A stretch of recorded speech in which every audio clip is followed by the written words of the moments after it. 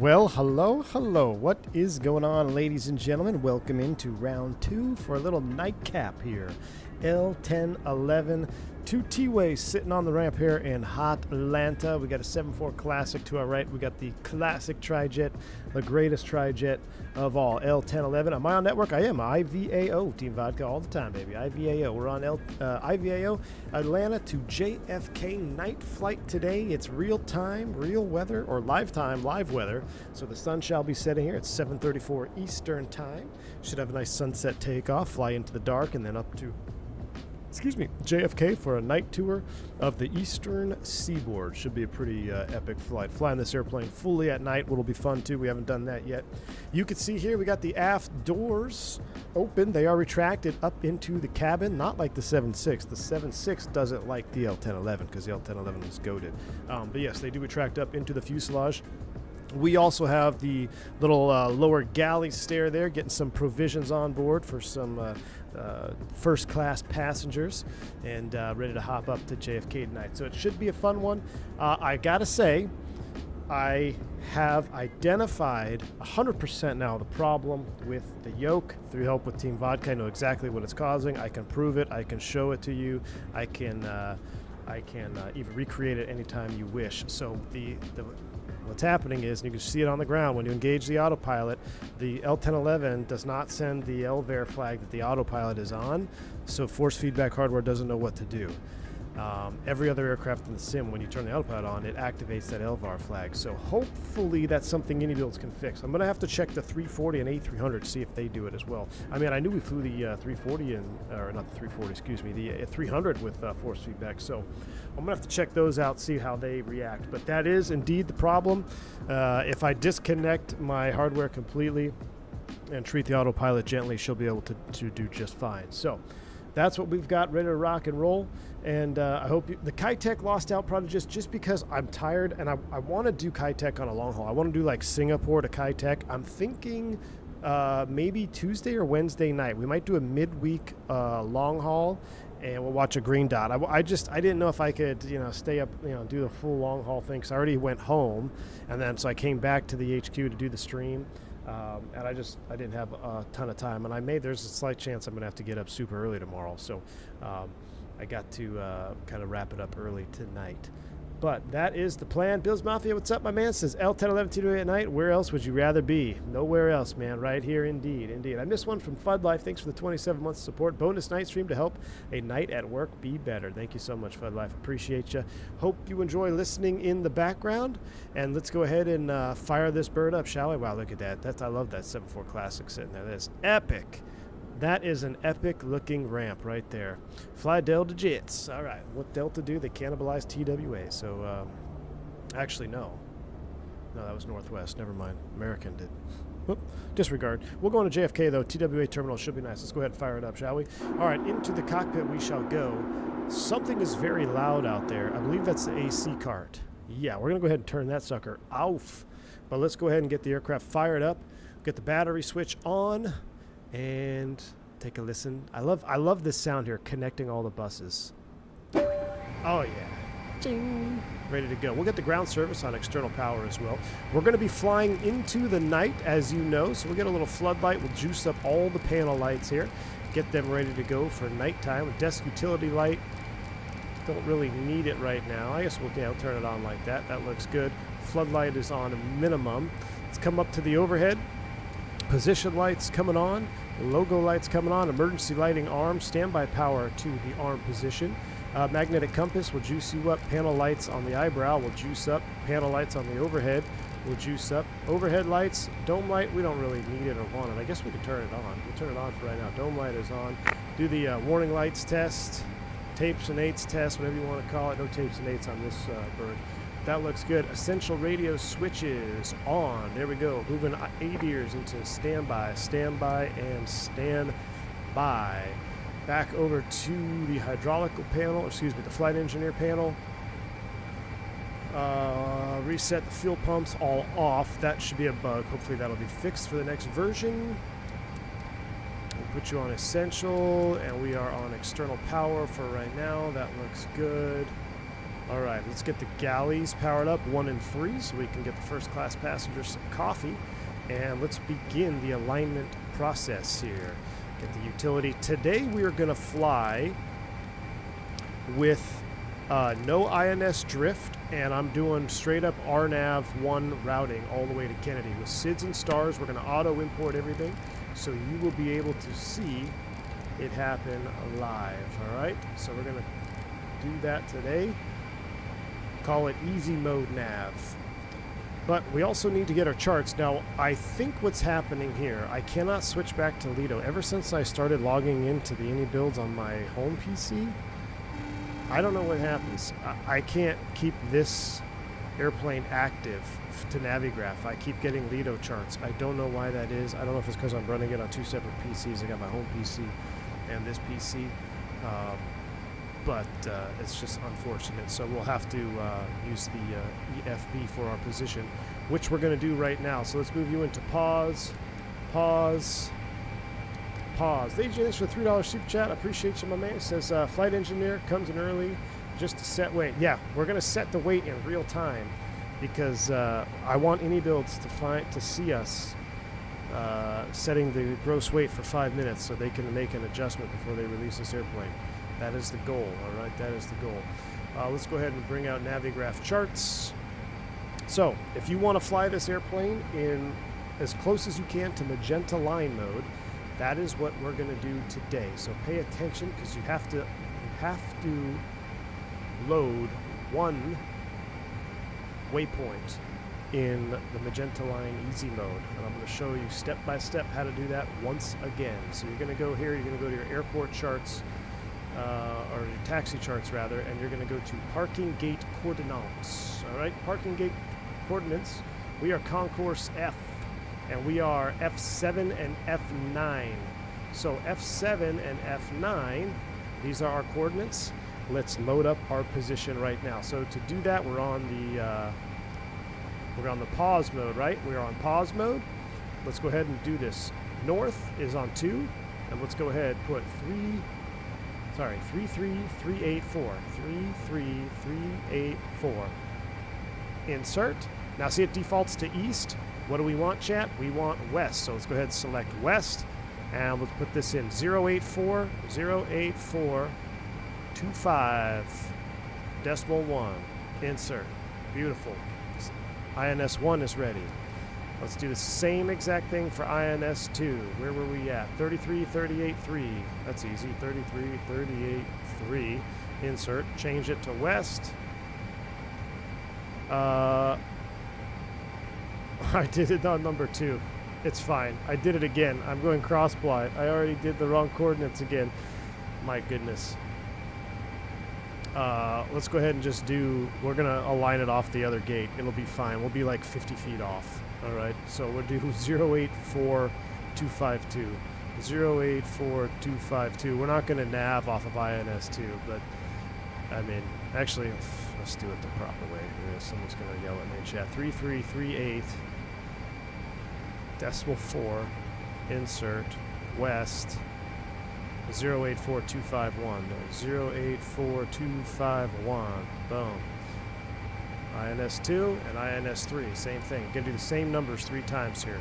And that is true to the real aircraft. You would not be able to do this in remote version either.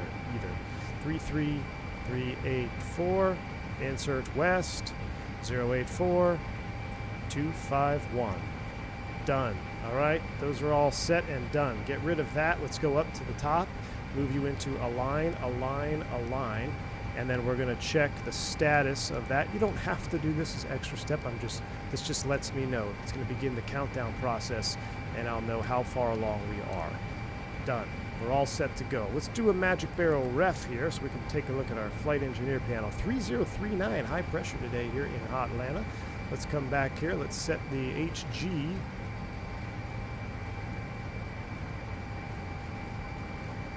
.3039. Flight altitude, we're going up to 370 this evening. I heard V1 is giving away L1011 to everyone watching. Hey, if I would, I could, my man. Welcome to the stream. Glad to have you on board. Speedbed is in the house. Hayden J. Robbins. Good to see you, my man. Good to see you, Speedbed. Welcome back. All right, we have no air because we shut off the air cart, so let's get some air to our lovely passengers. This is T-Way, first class service here. We turn the master power switch on. Go ahead and hit the start switch. Don't load, light illuminates. Doors in transit. Go outside, take a listen.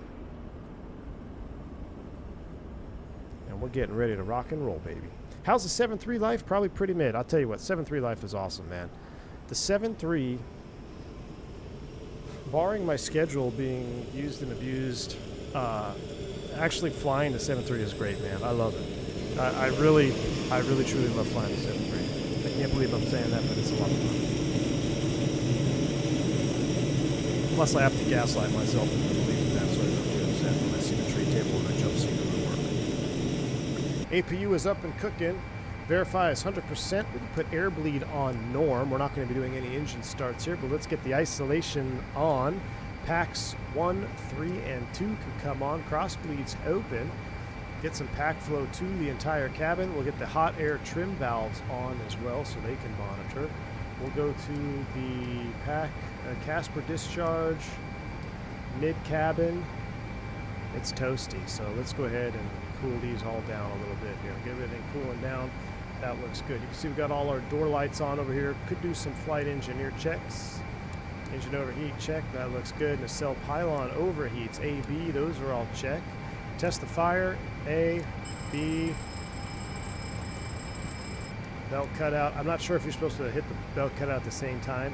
Got those fire lights. Fire extinguisher test, APU's running, we're not going to do that. Brake temperature test, high temp, that checks.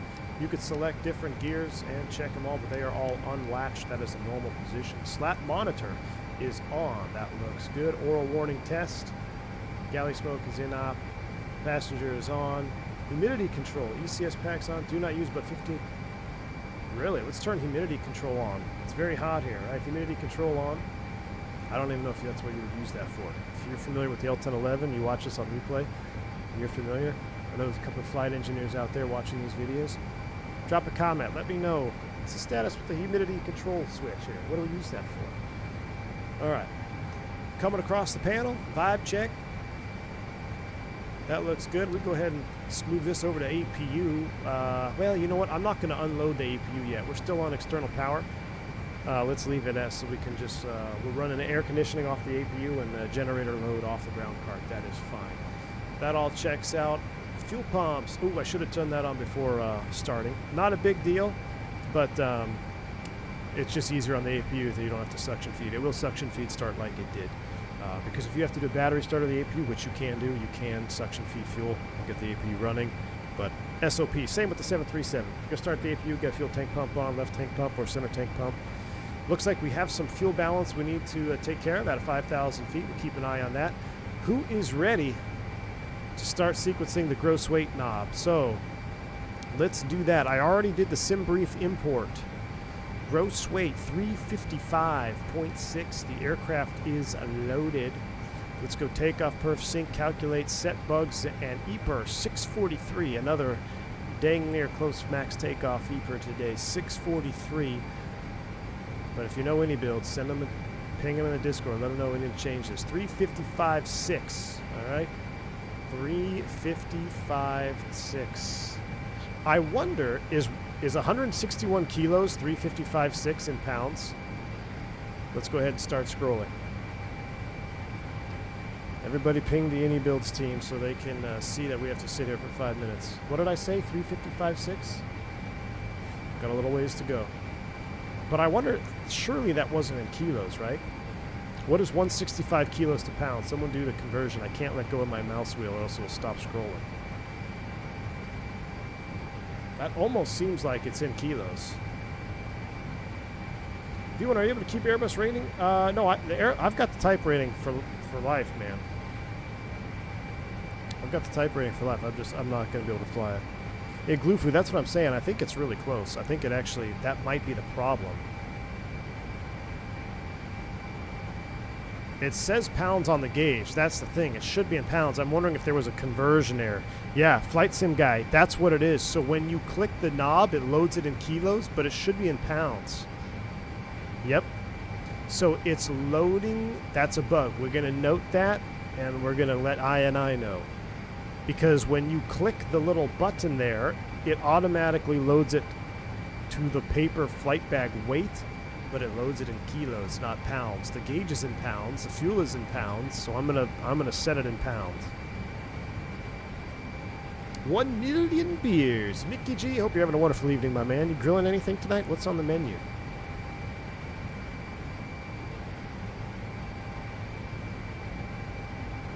Aaron, it loads with the correct units by default. Get out of here. Hey, Ron. Yeah, we don't want to pull at Air Canada and mess up the fuel conversion. You're right. We're almost there. What do we need? 363? Mustafa, what's up, my man? How you doing? Mustafa, I know you were flying this. Did you have any, first question, do you have any force feedback hardware? Second question, did you have any autopilot issues? Such as not leveling off correctly or blowing through altitudes a couple hundred feet at a time. I know you were flying this airplane as well, so let me know. I know I have a problem, but I know it is related to force feedback. So I've isolated that. I'm curious what Mustafa's lowdown is on this. Flight engineer show up a half hour earlier just to spin this. What's up, Al Loper? Yeah, the flight engineer's got his show time is 30 minutes earlier than the rest of the crew, so we can get the gross weight totalizers. My fingers get tired.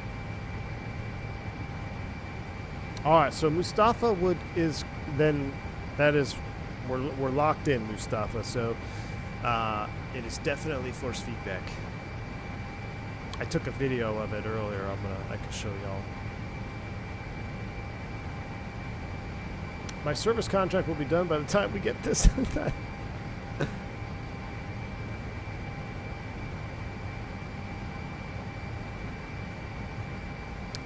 Simon Utopia. So the problem is it allows you to click your weight in, but it loads it in kilos and not pounds. The gauge is in pounds.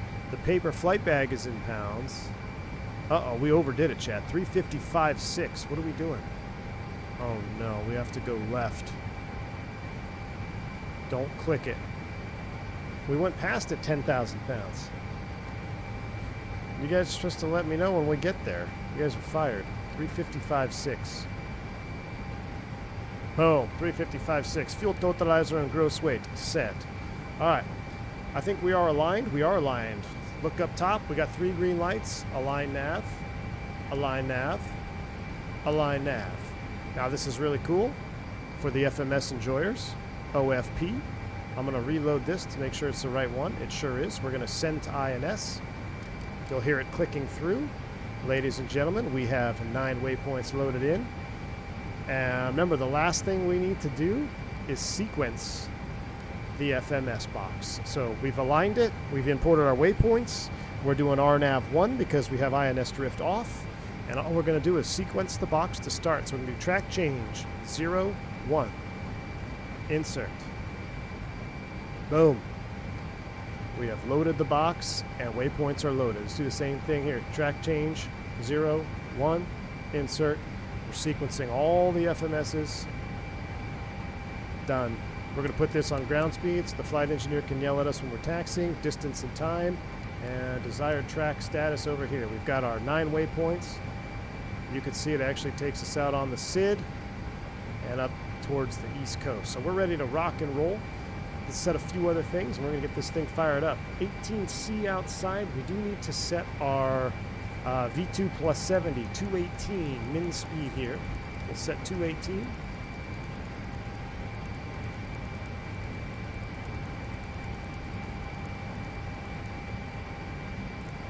We'll go ahead and turn the radios on, nav radios, in case we need it. Top altitude, let's see, we don't have any ATC, so we're going to just scroll you all the way up. 370 rather. Before you leave, check an outside door for you. Outside door, what do you need? What door you want me to take a look at? Alright, 370 is set, and we're taking off east. So let's bring up our charts. 9 left. left, I believe, right? 9 left for departure. 095. The SID is the Philly 3. 095 on the heading.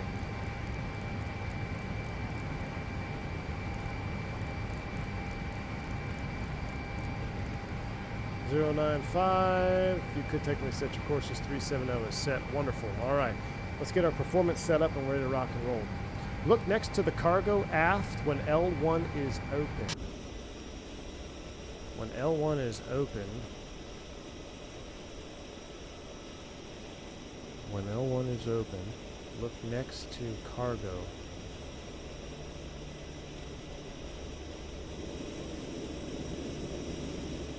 You mean from inside?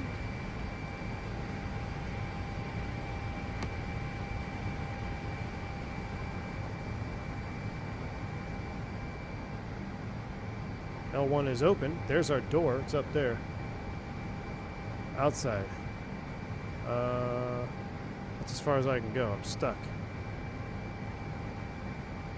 Can't go any further.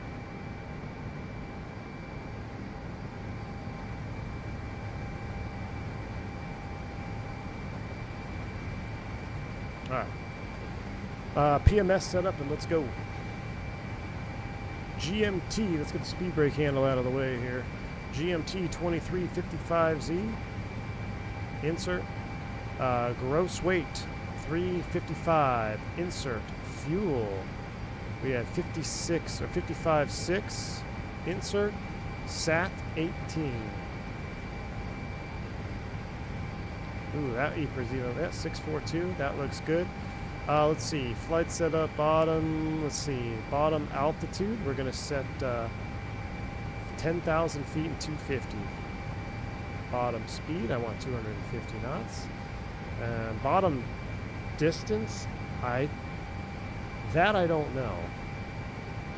Is that the total distance? I don't know what bottom distance refers to. I think I need that for my pseudo VNAV. Cruise altitude, we're actually going to 370. That's our altitude and our optimum. No step climb required, en route descent, nothing required. Landing data, not going to mess with that right now. Takeoff page is set. Bottom of descent, but yeah, what does it want at bottom of descent? Like the distance at bottom of descent? I'm not sure about what it's asking for. I said bottom of descent 10,000, right? So bottom altitude 10,000, bottom speed 250. Bottom distance. Bottom descent distance from what? Distance to descent? From descent? It wants the distance from here to bottom of descent. Oh, shoot. So we'd have to subtract 30 miles from total route distance. Well, you know what? We have the tools available to do that. 730 miles. I want my bottom descent to be 700 miles from here. So that should, in theory, then give me a 10,000 foot bottom, 10 at 250, 730 miles, or so it'd be 30 miles from the airport. If I'm understanding that right. Okay, PMS is all set up. I think we're ready to start closing up doors. So let's go to the ground options. Let's go ahead and remove the bottom stairs, remove the bottom door, close everything up. Let's close up 1L. Chocks and maintenance. We'll pull chocks. Do I have to set brake? Pull chocks.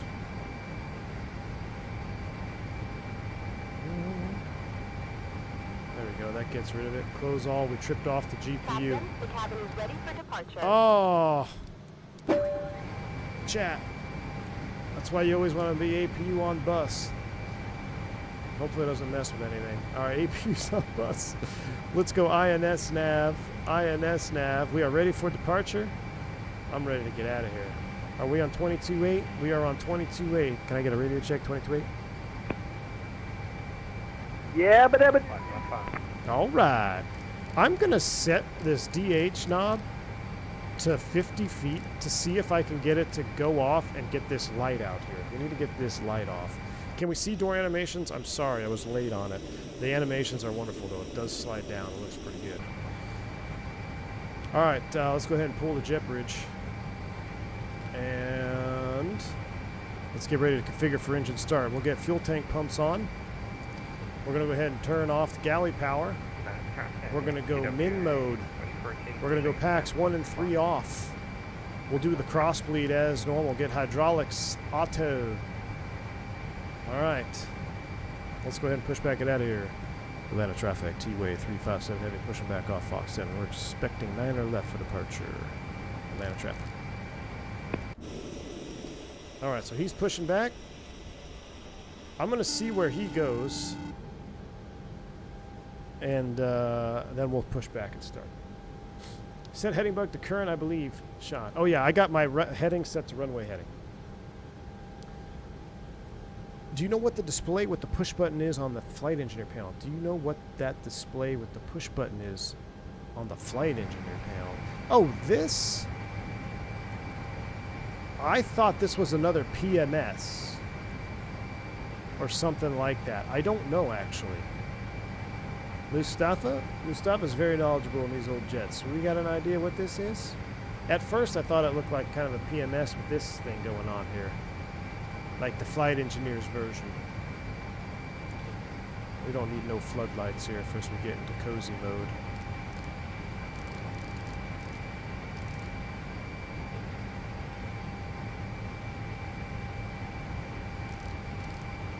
Overhead light off.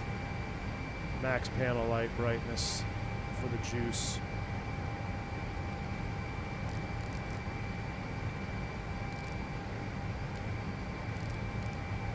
Oh, look at that little bit of flood. Yeah, buddy. We'll get Fly Navy's instrument lights up too. Where's this T-way at? Let's block them, shall we? Let's go ahead and push them. Alt-P. Transponder. TARA selected. It takes about 30 seconds for this guy to come back and push us back. Let's go ahead and get the anti-collision lights on. Seat belts, no smoking. 4-star checklist is complete. Should start. So, oh, look at that beacon flashing. Climb to 370. Sorry, it took me a while to get to that. Appreciate the $5 super chat. Climb to 370. Brother, TTS gods have spoken. My 4 a.m. show is gone now. I can chill and watch your stream. Whoa! P.S. Your FE is a slacker. Hey, man. TTS gods have been good to you.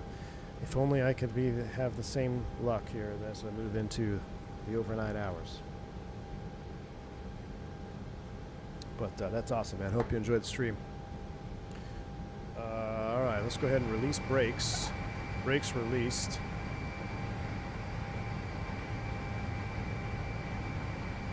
Oh, I'm going to be patient here. I'm going to be patient.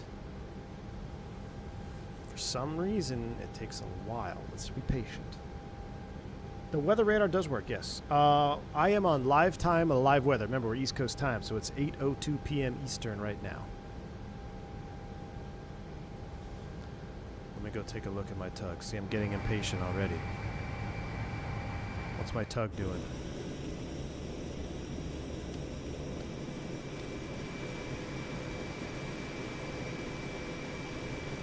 Is it moving?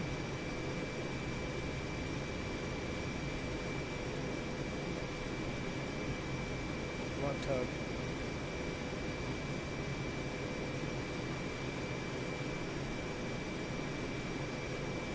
Come on, baby.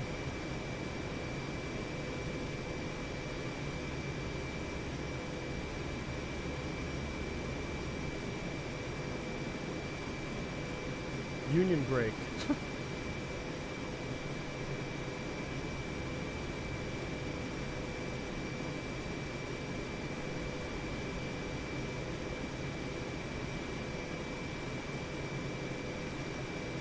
It's actually moving. It's just going extremely slow.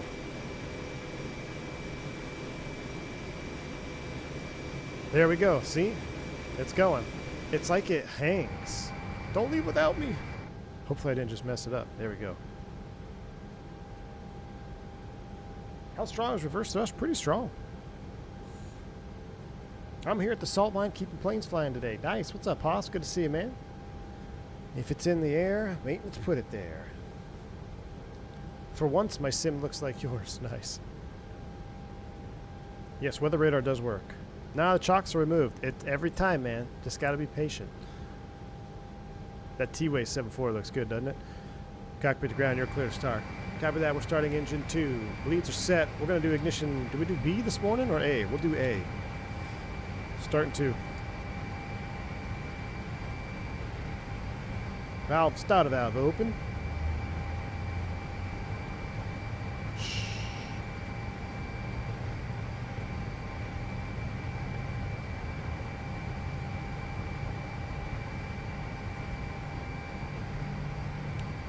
%, N3.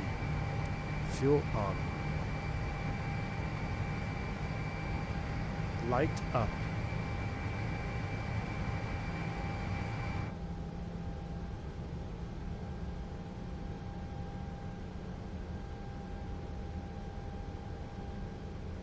Pass gap, that's awesome, man. Well, welcome on board, dude. Oh, forgot to steal the speed brake.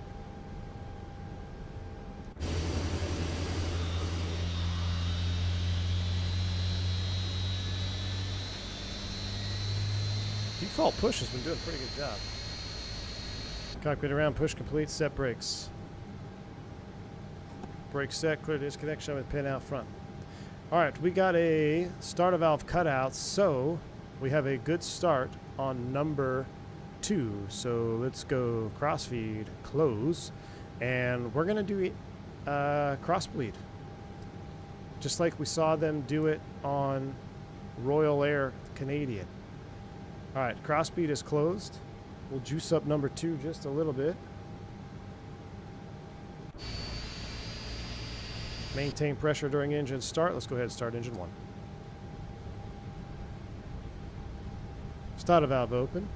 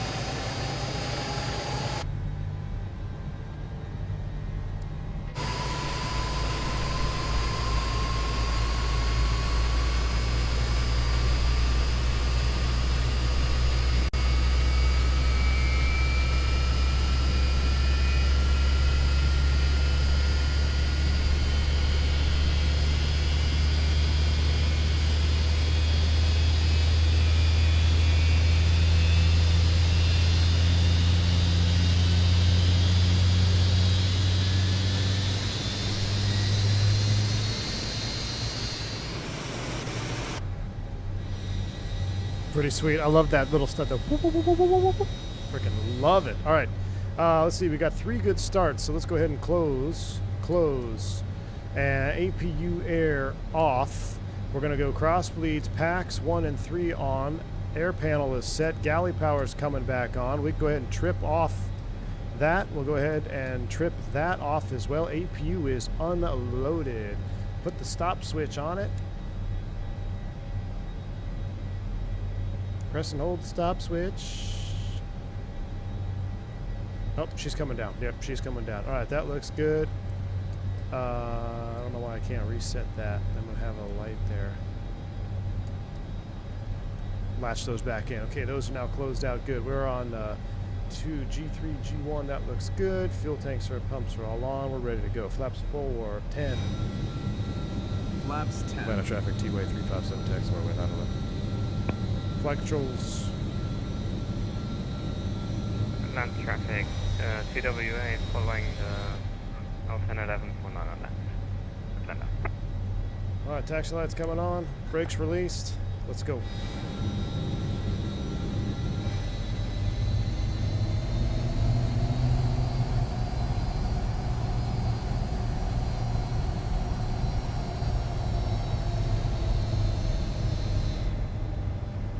She does feel cozy, doesn't she?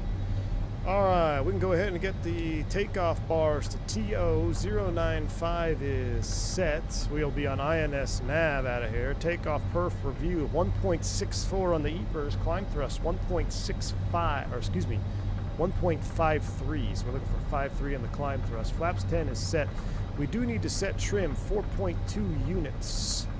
Spin that sucker back a little bit as I make the turn here. Gustavo, I need you to set my trim.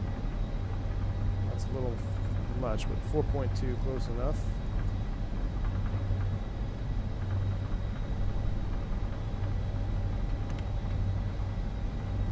Alright, 4.2. Double check. Yep, 4.2, that looks good. We'll go ahead and dim the floodlight. Let's turn the PFB down. I wish you could dim that down more. Or put it in like a night mode. We'll go ahead and close that for now. Everything else checks. We're ready to go. Can't wait to try Star. What's up, Rusty? Welcome in board, man. Welcome on board. Alright, get the cams ready to rock and roll here.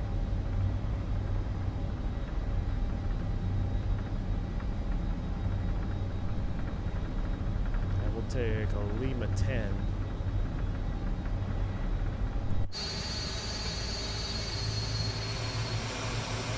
Oh, nope, there's a 727. We're going to taxi in front of that 727.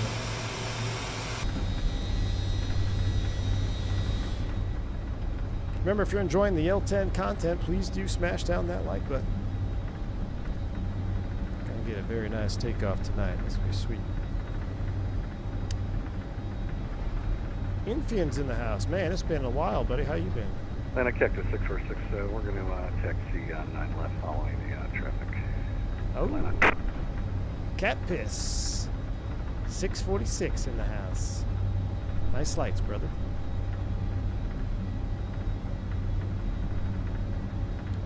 Do we think vodka may have worked it on the Bruner? No, not yet, but I know what the problem is. I've identified it. I could show you it on the ground. If I remember, if we have time, I'll show you one when we land. I don't want to mess with it now because it may just kind of screw up the whole thing, the whole flight. I have to reset it. But what happens is, in so many words, when you engage the autopilot, the aircraft should send a command that the LVAR autopilot is engaged. Bruner software reads that, CLS software reads that, and then it goes into its autopilot profile. Does it default airplanes, the 73, 777, 727, any other airplane that I have, when you turn the autopilot on, that LVAR activates. That allows you to have an autopilot profile for the Bruner so you don't have conflicting signals. In this aircraft, when you turn the autopilot on, that does not happen. So the force feedback wants to remain stationary, right? Because it doesn't want you moving the yoke. But the airplane needs to move the yoke to fly the autopilot. So it basically conflicts. And what you'll see is if I were to put the heading mode on, what it should do is the autopilot should go like this, move with the heading mode, right? Left and right. But if I engage the CLS software, the yoke does this thing here. It just starts wiggling back and forth because the autopilot and airplane are trying to bring it left, but the force feedback is trying to hold it center, and it conflicts. So that is the problem, and it is 100% repeatable and provable, and I actually took a video on my phone of it, so I'll try to send it into any builds. Headed to Zurich for work in 2 weeks. Nice. Dude, your port PC, man. You've been doing long haul after long haul.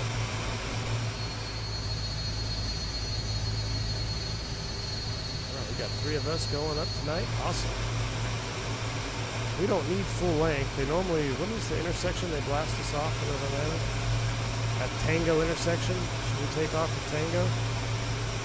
Nah, let's just go full length with You have a Bruner, so you have the same issue. So Smoky Mountain Flight Simmer. I have a profile that kind of works. It's not great, but it kind of works. It's kind of a workaround for right now. That's what I'm going to test on this flight. We'll see how it does. But right now, the workaround is hand fly it, and then when you go, make sure it's in trim. Then when you go to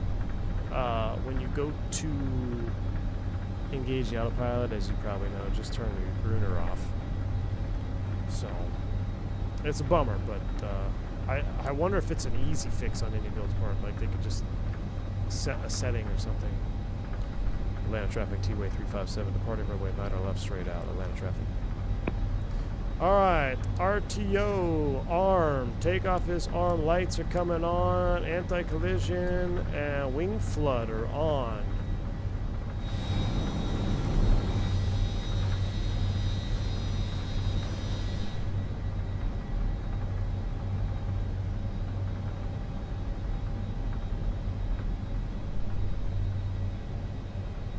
Do you like VATSIM or AIATC better? I like AIATC better.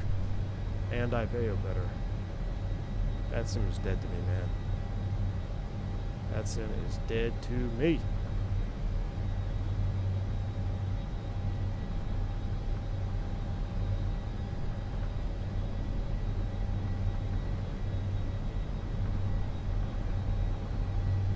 Alright, 9er left. Who's ready to rock and roll? Alright, 218, min clean, 095 is set, 370, top altitude, lights are set. I'm ready to go flying. You guys ready? Spool them up. Yoga's in chat, maximum volume's coming in. Here we go.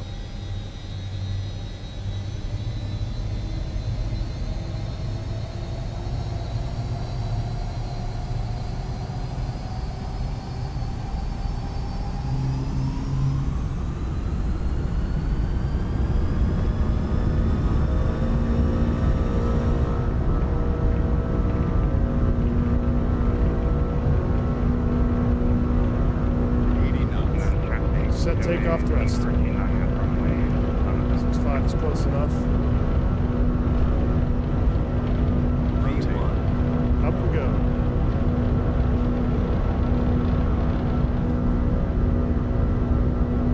Positive rig, gear up, fly with. Oh, yes, sir.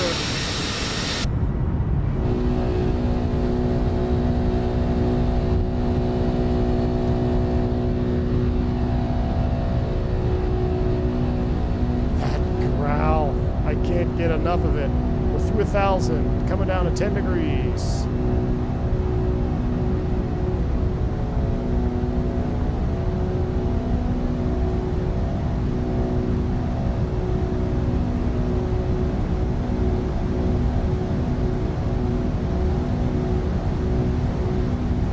Flaps 4.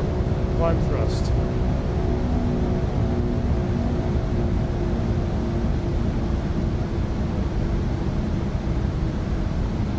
Flaps up.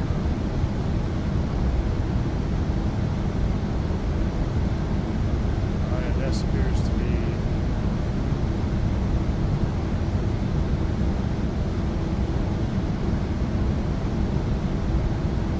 traffic EWA 214 is popping out.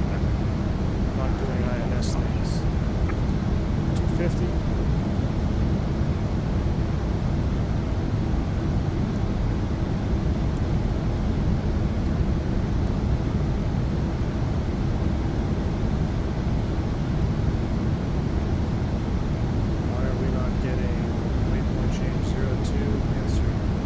Cactus 646 lining up 919, departing traffic. Uh-oh.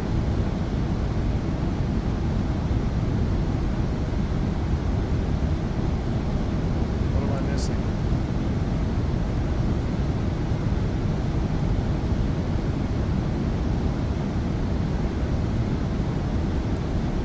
One director's coming on. Let's go heading select. We're going to fly straight out.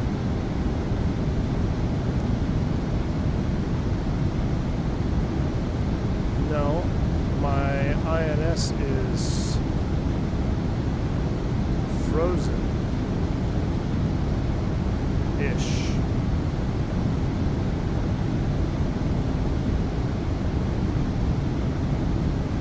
I'm not trying to turn the autopilot on. I'm trying to figure out why I have no distance and time on my INS.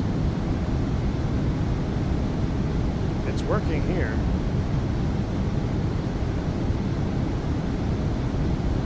No, it didn't WASM because everything else is still working. Throttles are, no, it's not a WASM. It's not a WASM. I think it's because we had a power drop out. We got messed up. Let's do track change waypoint 03. Well, let's go this. Let's do waypoint change 2 to 3. Insert.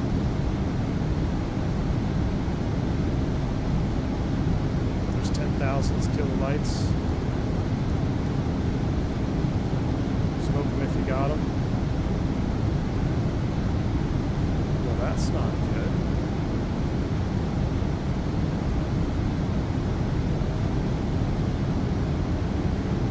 Let's see if we can get the autopilot established first. We'll turn the sim down so we can hear ourselves think. I don't think this is an Any-Dose problem. I think this is a user problem. We shall see. Everything is loaded. Alright, let me go over to the autopilot.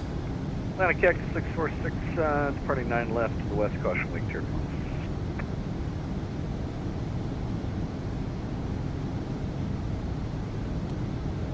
So let's go autopilot on, heading mode.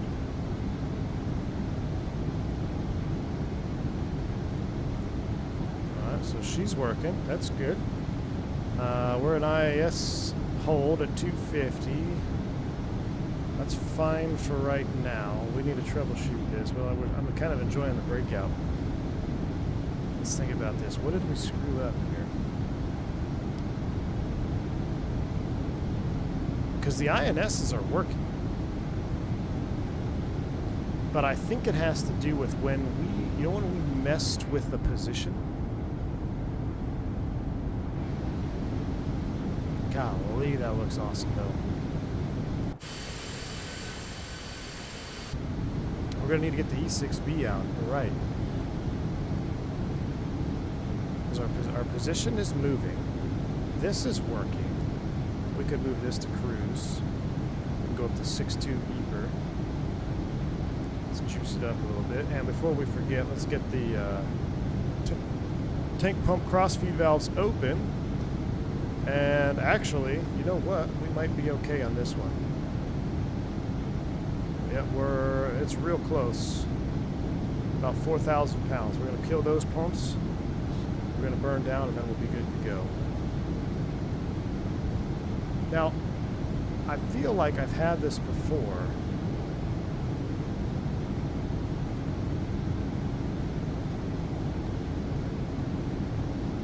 Distant time, desired track. We should be going 1, 2. Let's see if we can't go track change 04, insert 36 miles, 6.2 minutes. That's correct. Desired tracks are off. That's what it is. My tracks are off.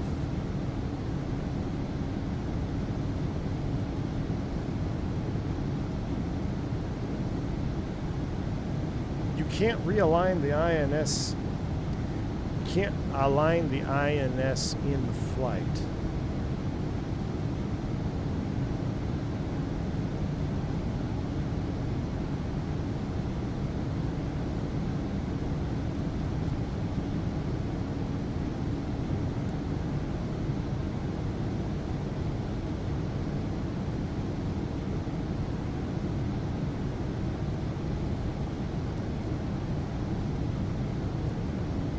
It's almost like our position, our initial pause was off.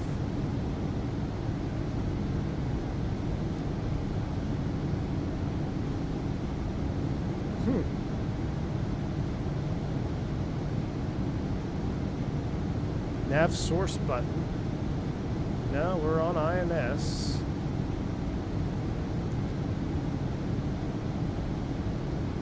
I don't think it's gonna, it won't drive because it doesn't know where to drive. You see this? It's stuck at 7.5.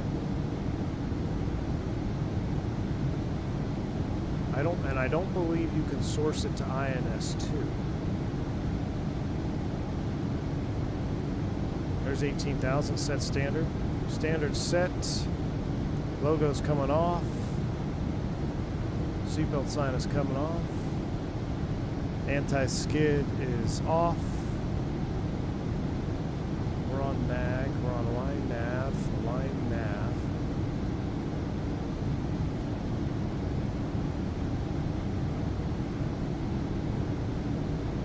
If your initial position is off, it should show you in the middle of the map.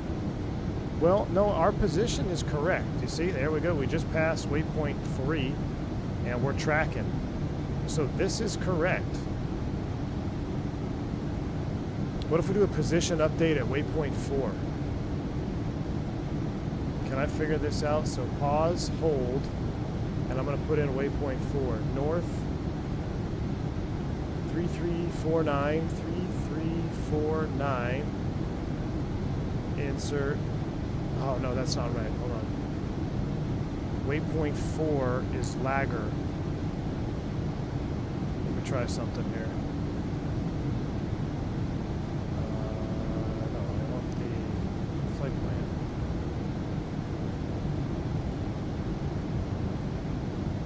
I want the OFP.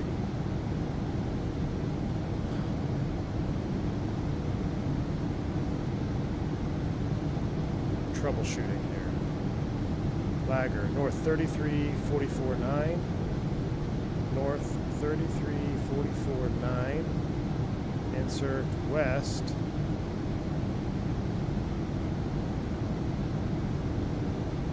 .083,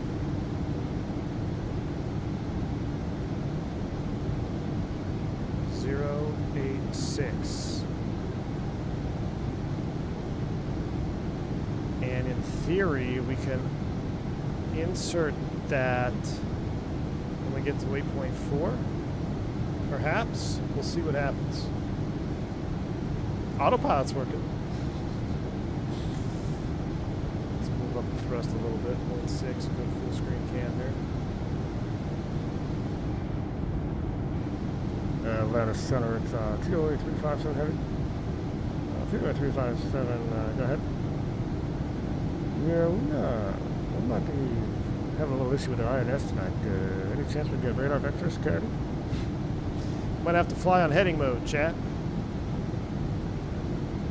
083-086 west. 083-086 west, AJ. That checks.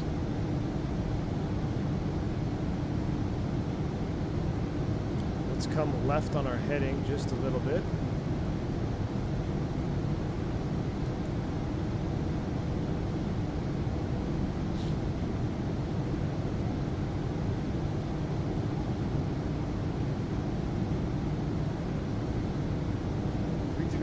Four 535. Well, it rounded it up, AJ. 33408.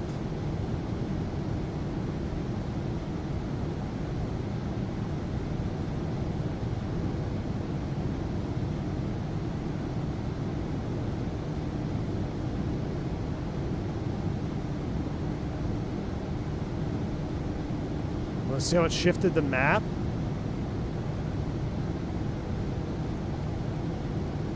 Nah, but our position is still off. Gosh, our position is still, for some reason.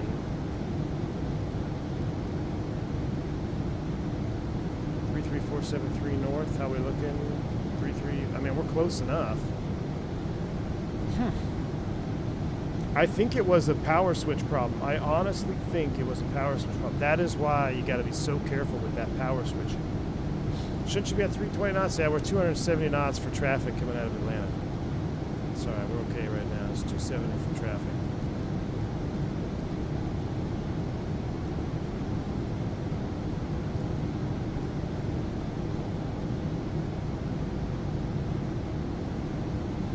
Fuel system, how we looking? We don't want to forget this. 13.4, we're doing it down. That's good. Check the overhead switches. I'm double checking. All on. I'm half tempted to try to do a real full reset. I know it wouldn't do it in real life. Alright, let's do this. Let's go vertical speed mode. Let's lower the nose a little bit. What's our new climb EPIRB? We'll go all the way up to 0.7. Let's speed up a little bit so thrust set doesn't get upset. Garmin Direct GPS is the answer.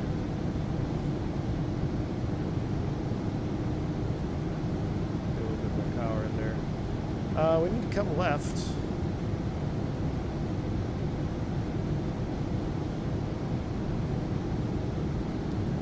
I'm wondering if we can... You're not going to be able to reset it in flight, though. All three are showing the same problem, though, right? Distant, desired track. Yeah, all the desired tracks are off. We must have put it's either one of two things. We either put in the invalid position on startup, or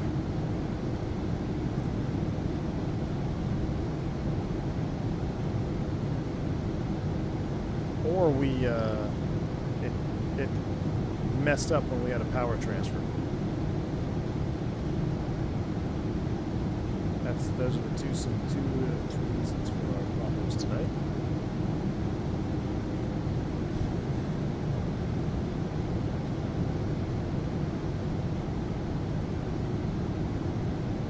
Well, we could look up alternate routing. VOR nav, let's do that. So I'm going to keep us on a heading mode right here. We're 26. Juice up the power a little bit more. Let's go 6.5. Try to match our fuel flows here is the name of the game. We're doing our own thrust. Close enough. Across the board. Mighty Mackerel, you cannot realign an INS in flight. You cannot realign it. And let's put 3 into attitude mode. That's going to do nothing for us. Put 3 back into nav.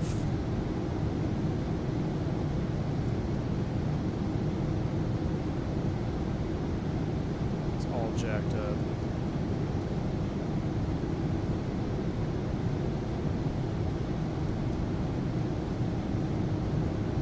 What did I miss? We lost? No, we're not lost. We have an INS. I think when we had our power transfer at the gate, it was not good for our situation.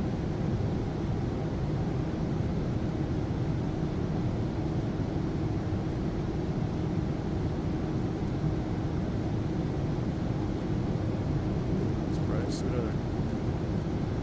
Oh, that's kind of cozy. But we're still going to get to New York. Have no fear, chat. Let's look at alternate routing. We're 27.5. All right, you have the aircraft.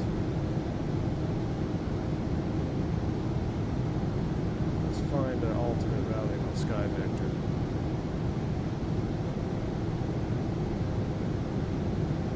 Yeah, that's what I'm going to switch to VOR right now. But I'm gonna copy the current flight plan and put it on Sky Vector and kind of give me an idea, so I'm not totally off. One way to skin a cat. Alright, high IFR, where are we? So we are, Tar River is on our route of flight. We have a long way till we get there. Go to Norfolk. If we can get to Tar River, 17.8, it's a ways up there. That could start our processes.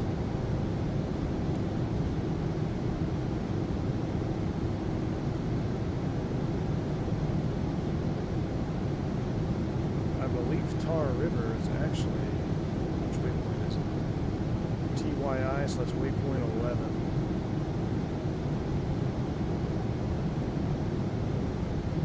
Yeah, I'm going to need something a little bit closer, Vodka. If this is the plane ever released, I hope things think you're taking this. What's up, Turk Karen? I thought you had played Ron. When do you see what's up, my man? Kind of wonder if you opt for the 530 use GPS and swap like your transfers back. Well, Swagger, we could try that. Could try it. Let's go noise canceling on. Ooh, yeah. You know, we could try that. How's our speed? 300. We're looking good. We have another Attitude 3. That's our INS. That's self-inflicted. Keeping an eye on the fuel back there. Let's go over here. You know what? I wonder if the INS drift off mess with it. Because that's the only thing we did different this stream, but I can't imagine that would have anything to do with it. I'm going to come left 060. What if we go INS and GPS? Okay, so here we go. We're INS and GPS. I've not messed with this at all. Okay. Did the L1011 run AMD or Intel? What's up, man? Let's see if we can get the GPS pause to find itself.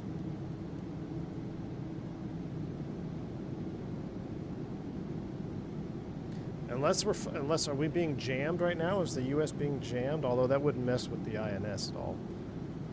Get a little bit more N1s in there. We can go up to 7.0, I think, now.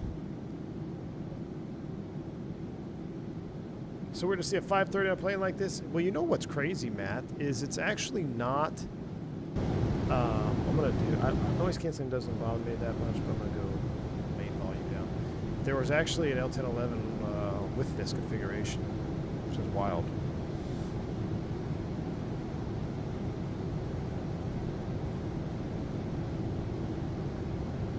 GPS is activated with the VOR button. Well, I'm curious though now. So if we go here to load sheet, OFP, reload all of that, does it load it in the? Does it load it up here? Is what I'm curious about. I don't think it. It's a flight plan. But you know what we can do? We could go direct Tar River with this.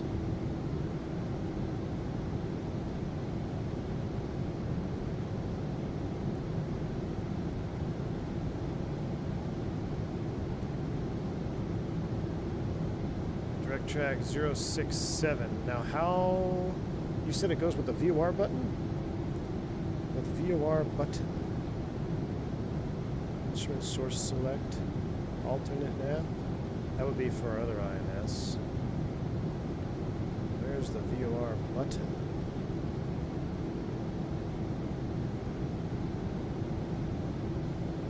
Can we actually track with the GPS? That's my question.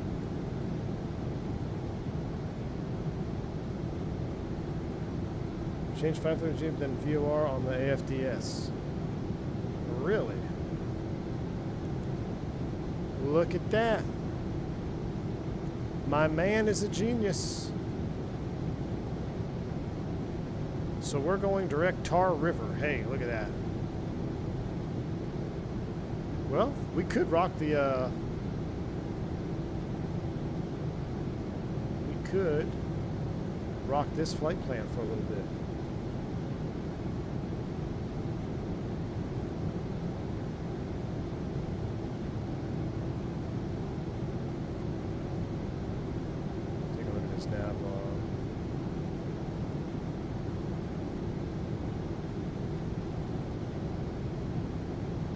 TYI, then it's going to be Guild, GUILD, GUILD,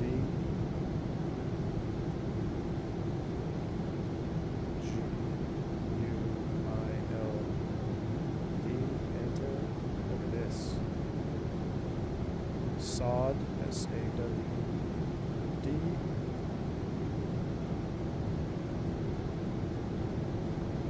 Calda, KALDA. Let's go to IIS hold here. 300 is fine. We're getting up top here. After Calda, ZJ.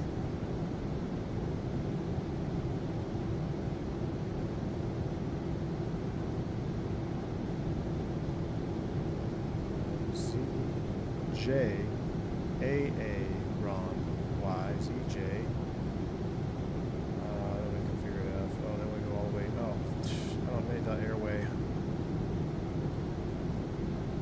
Sea Isle.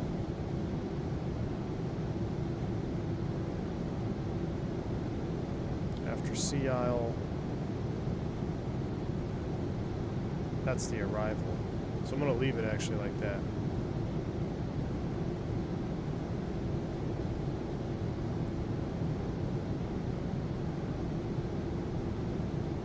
Cool. I'm going to leave it like that. We're cooking with gas now. We are cooking with gas now. It's a lot of work. I need to chill.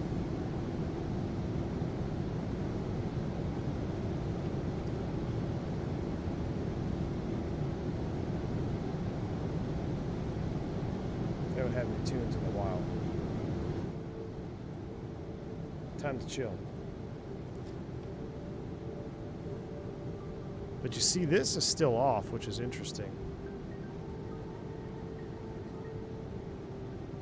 The magenta line does come in handy. It does indeed, my friend.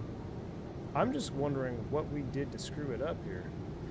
TWA is classical jazz.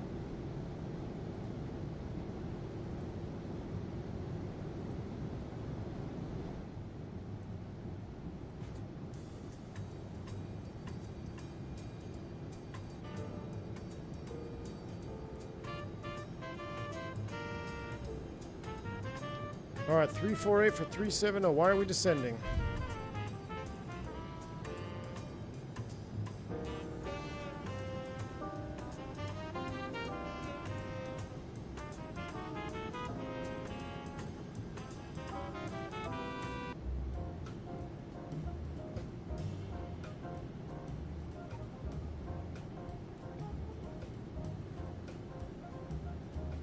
Tyrannus is frozen from power swap. The distance hasn't changed. I guess the LTN status doesn't change. Position alignment always showing 0-1. Yeah, that's the thing, Swagger. I'm 90% sure that's what happened. We just got cooked on that. Ooh, these tunes are not doing it for me. These tunes are not doing it for me. What would you listen to in TWA? Maybe like classic blues. Nope. Alright, let's go to my saved videos. Or songs.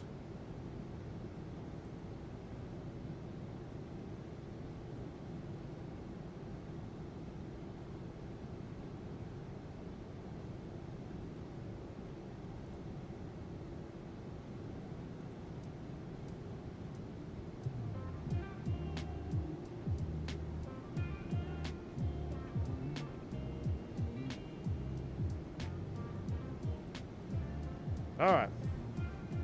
Crisis is averted. We're finally getting locked back in here. I did mention this to I&I. This panel stays real bright.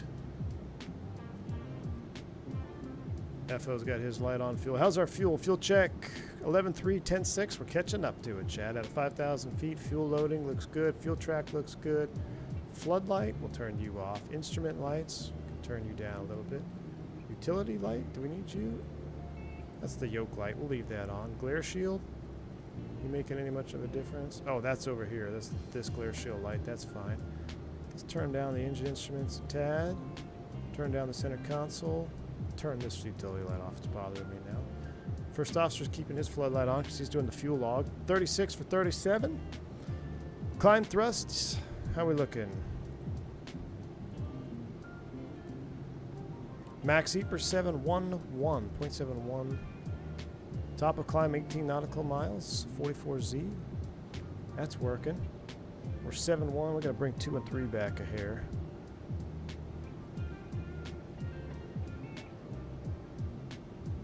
That looks good. Flasco, what's up, man? GPS cheater. I know I'm cheating, man, because we had a power swap failure at the gate. LTN's got cooked at the gate. Oh my goodness, look at that view though. Come on, Roscoe. Come on now. We're getting on Ron. Enjoy the greatest plane, King. enjoy Evan's terrible internet, Turk. Yeah, now we can fly RNAV 1. What we might do is when we get up to Kennedy, we'll pick a star that's non-RNAV, and then we'll fly the non-RNAV. You'll take the chicken? Sounds good to me, my man. Sounds good to me. I'll skip the fish. Where's my, like...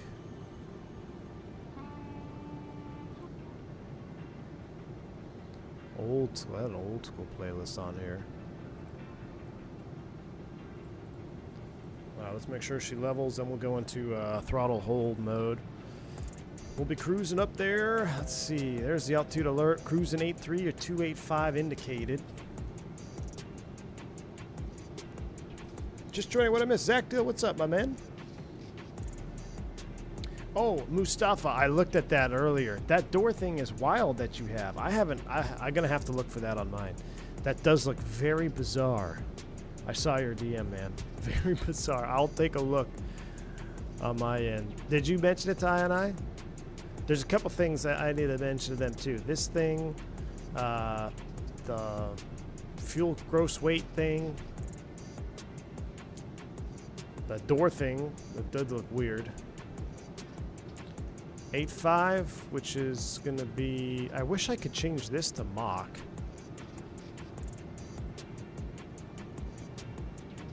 Which is 280, 270, 80, 280.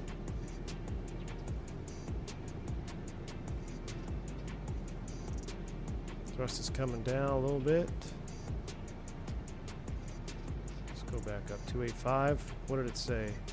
Indicated 285. So 285 selected. They need a button on the PFB to set gross weight. Well, so Greg, we fixed it. It's a bug. So when you press this button, oh, fuel is equal. Look at that. 10.7, almost there. 100 pounds each. We'll close cross feeds. Probably should lead it by about 150 pounds or so.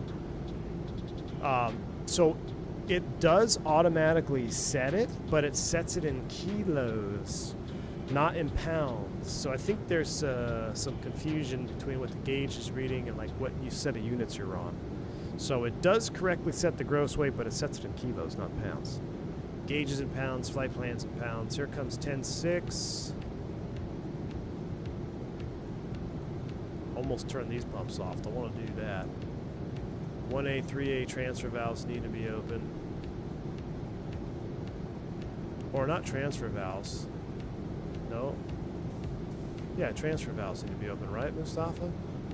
Cross feeds off. That's a good way to flame it out. Let's do that. 10.6, we're all tank to engine, right? So, boom. Boom, boom. All right.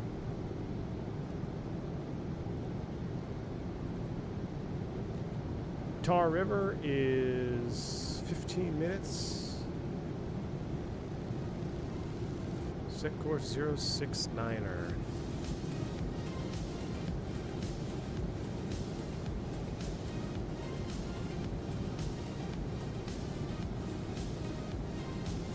Not doing a great job of tracking it.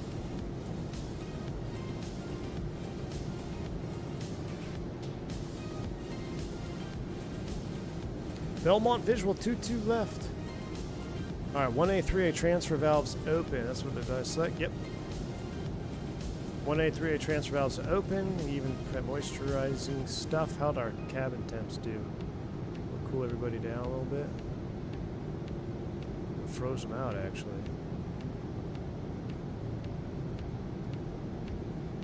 Forward cabin is 20 degrees. That's cold. Flight attendants will be calling up.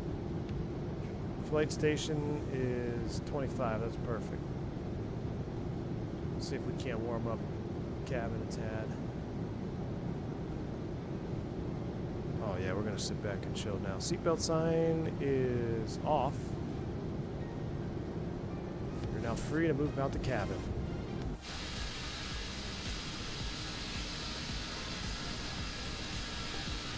Oh. That's the view. Belmont visual, 22 left. Whoa, I don't know about that. I like the 530, best GPS Garmin ever made. I do like the 530. 530 is a very solid Garmin. It really is, man. You're absolutely right. Glad I'm watching, learning a lot past few days. Thanks to Mustafa also. Great streams, guys. Awesome, man. I'll have to check in on Mustafa's stream. See if I can pick up some techniques. You should be able to switch to Mach number. Is there a knob on the MCP? I thought for sure there would be. This doesn't, this only sets that.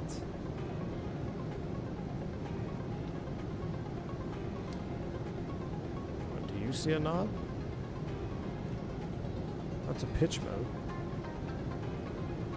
You know what song we need? What's our 7/4 theme song? I missed that one.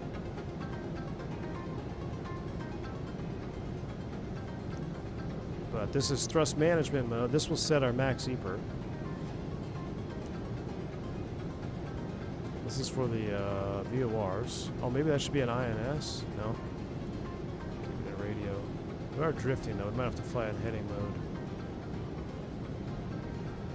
Yeah, I don't see a transfer switch though.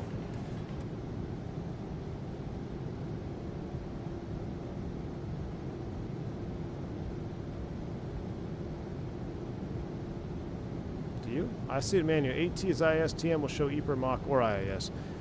Right, thrust management mode. But thrust management mode, to my understanding, won't it set max EPR here only and hold it? It won't actually work as an auto throttle.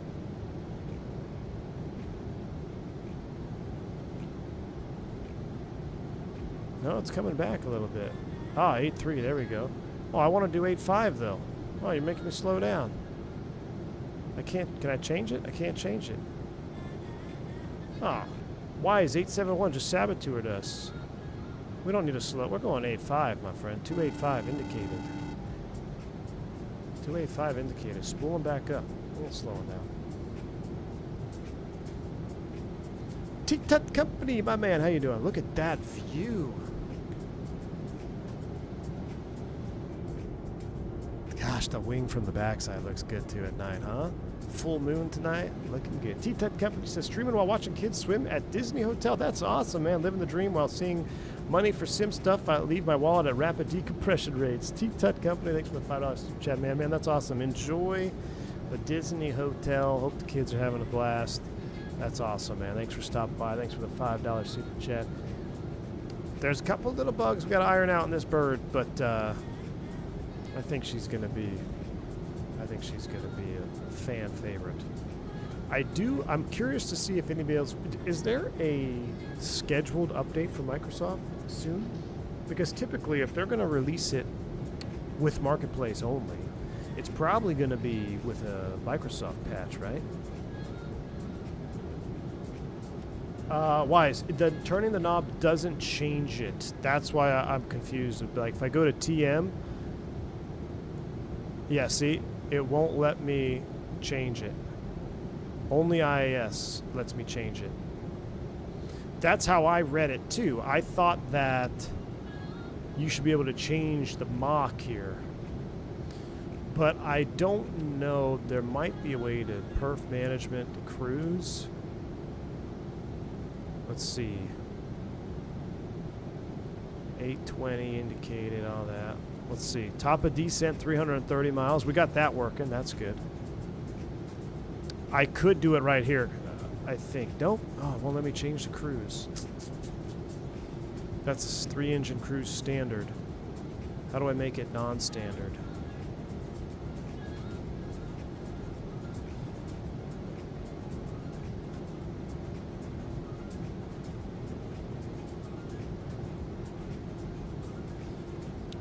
Climb manual. I want this climb optimum.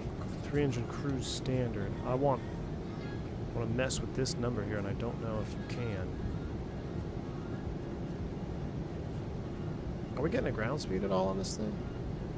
Nah, our INS has got cooked on that power transfer. Well, you know what? I would say I'm upset that they got cooked, but I'm actually not, because that's a very realistic type of poo-poo situation to happen. You cannot have abrupt power transfers during an INS alignment. That is a problem. So, whether that is a feature or a bug, it checks out real world, so it's kind of neat to see that happen. Can you adjust Mach individually, or is it like 742 where you just speed and hit Mach hold? In the climb mic, you have to hit the speed hold while you're at that speed. I have an interview for my first 121 in a few weeks. I've seen all the prep stuff. What advice would you give your first 121 in a few weeks? AFO, man. I'm glad you asked the question. Send me a DM, dude. Send me a DM. We'll talk. But because I've thought about this. So if you're not familiar, I'm going to answer your question here. But I've interviewed at, I don't know, how many interviews did I say I have? I think I've had 8 interviews. I've interviewed almost every major airline except one, because I never applied to them. And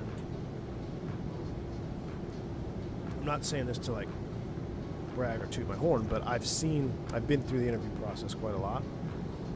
And then when I went for my most recent one, my current operator where I switched, I thought, man, maybe I need interview prep.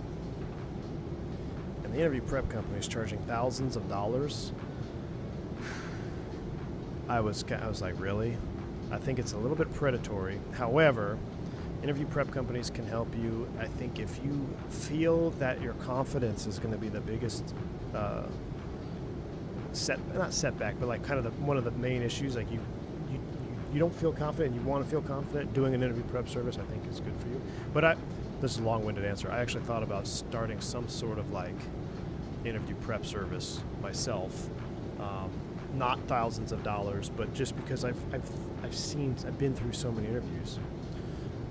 But for you, to answer your questions, I'll definitely answer you in DM, and I'll give you more specifics, man. Let me know who you're interviewing with and all that stuff. I might know some things for you.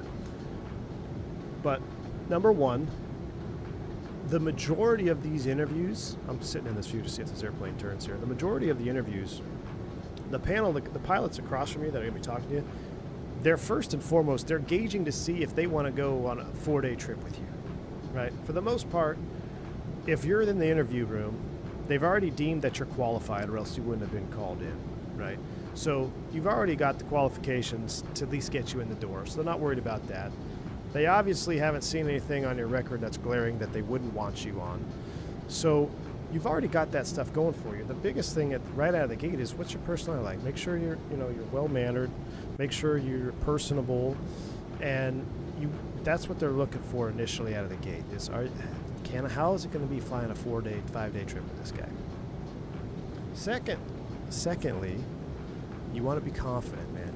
In your answers, you want to be confident. And if let's say you get a question that you don't really have a good answer for, it's okay to say that you don't really have a good answer specifically for that, but here is a scenario that is similar, and this is what I did, what I learned, and how the outcome ended positively, right? So just because they ask you a question and you don't have a scenario specifically, because you're going to get some scenario-based questions, you don't have a scenario that exactly matches what they're asking, by, kind of being a politician, if you will, and kind of mending your answer, like, well, this is a similar situation, and this is what I did. And remember, you always want to remember the format. There's different formats out there, and they have different names, but they want to know the situation. They want to know what you did in that situation, and they want to know there's a positive outcome at the end of that situation. So if you can get those lined up and how you word your answer, you're going to be just fine. Speak confidently, speak clearly, try to relax. If you're super wound up, super nervous, super tight, it's not going to flow well, and then that's only going to eat away at your own confidence. So just know, by being in the door, being there at the interview, that they already see you as a qualified candidate to be there. So show them that you want to be someone that they want to go out on a 4-day trip with. You know, that's my kind of broad stroke with a paintbrush, if you will, answer. How you prepare. Now there's going to be certain things. You know, if there's a gouge, like if the airline that you're going to interview with has a gouge, that other people have done the same interview. See if you get your hands on the gouge. Maybe you can see a slew of questions. There's a great website. I'm going to shout them out. I have no affiliation, but I did not do a $5,000 interview prep course, and I found the same questions on the aviation interviews website for like $30. So if you're someone in 121 and you go for interviews, it's aviationinterviews.com. It's a cheeky looking site. It's weird. You have to cancel after you get what you need, but the questions are legit. And I've actually put my questions on there, and you can read them and practice. And then the last thing I would say is practice. So I actually practice on like recording myself on my own laptop, right? So I had the laptop up and the camera on, and I would record myself answering similar questions just to see what I look like. So I kind of formulate, because you may have the answer in your head, but you need to be able to formulate your answer smoothly, tactfully, and confidently. So sometimes kind of practicing that. The one thing, I'll give you one thing to not do. Biggest thing to not do is do not be a canned answer man. Like, do not just be there reciting answers from other people, from other stories, from whatever it is. Don't do that. Don't be a rote machine. That's they don't want that. And don't be an idiot, says BombTech. Don't be an idiot. That's always a good one. Stream a mock interview, that'd be fun, yeah. When is this beauty coming out? Soon, man, soon. AFO, that's another good one too. Like, if it's a technical answer, you shouldn't get too many like super technical questions. Did you only record your arms? Haha, funny, Josh. 3-engine manual allows mock direct IS entry. Has to change the mode in the PMS first to manual. Okay, Swagger. So, activating a mock hold involves using the autopilot flight directory FTS panel. Yeah. So that's what I was trying to figure out. How do I get to manual? See, it's cruise standard. How do you get to cruise manual? Is there alternate?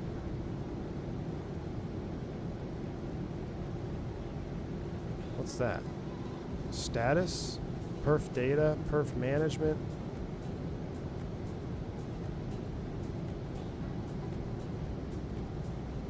See, I don't know how to move this to cruise manual. Is quoting Borat off the table? Yes, it is. Don't quote Borat. So you can see, yeah, we definitely have an issue. So if you look here, our waypoints never even reloaded. So yeah, our LTNs got cooked on the power transfer. LTNs got absolutely cooked on the power transfer. Where's my EFB button?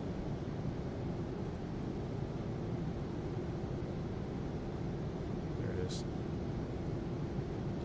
Send those to FMS. Send 9 more. Nah, we're cooked. LTNs are cooked, chat. The real question is she going to turn in 34 seconds?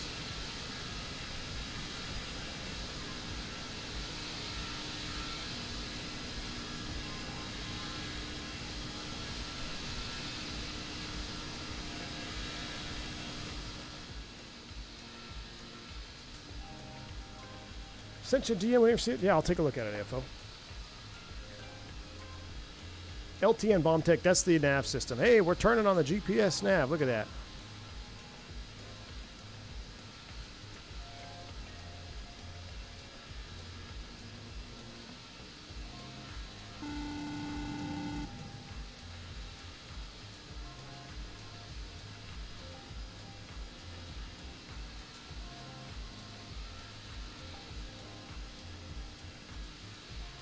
Oh, AFO, man, sweet. I just read your DM, dude. That's awesome, man. Congrats, dude. Very cool. Very cool, Arlen. Definitely talk to your buddies that just went through and got the CJO. Get the lowdown. Get the gouge, man. I'll see what I can find, too. I'll see if I get some more info for you. Brand of Simpod, thank you for the $5 super chat. Welcome to the stream. Thank you for the $5 super chat. Says, I flew on Delta L10s in 1980s, DFW to LAX many times. My wallet is open already for this one. Brand of Sim Pilot, I'm right there with you, man. I've run into some little hiccups here and there with the airplane. Bugs, features, sure. But I am super passionate about the L10. I love the L10. Despite the little hiccups we found, I'm still really enjoying this airplane, and I think everyone, if you're an L10 fan, I think you're really going to enjoy this aircraft. If you're a force feedback user, we're going to have a little bit of talk, and I'm going to have to see if the Moza guys have the same issues. But if you don't have force feedback, you shouldn't have any autopilot issues. That's the force feedback issue on my end, so if you were concerned about that, don't be, unless you have a Bruner. Is your cabin also like 40 degrees? Oh, Mustafa, we looked it up. This is a gauge misprint. So it should be in Fahrenheit. So mid-cabin is 20 degrees. This should be in Celsius.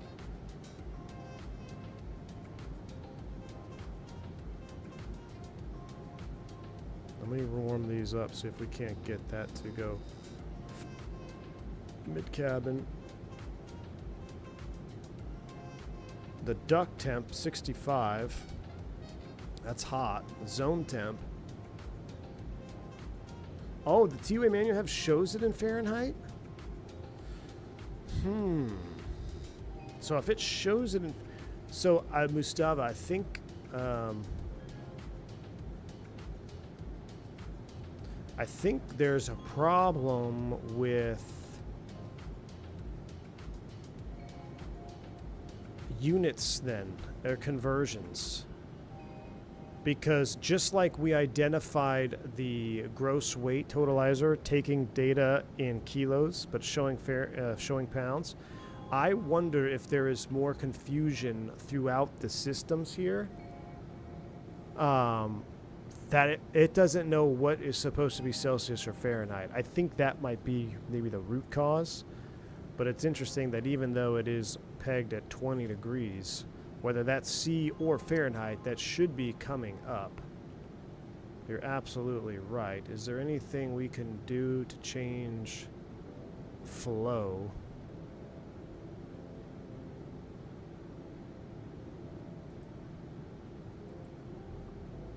Do I need those on? To bring hot air? Let's see if that changes it. Oh yeah, wow, look, it's shooting up now, Mustafa, shooting up. So the hot air valves need to be on to go into the mixing unit, maybe. Look, see, it's coming up. But I still feel like this should be in Celsius because the numbers would match the discharge and temperatures like that. See, so now it's coming up. Let me set it to like just above half.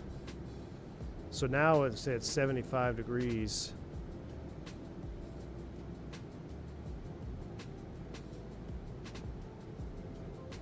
I'm going to stick them at 12 o'clock with the hot air valves on. Let's see where they stabilize at.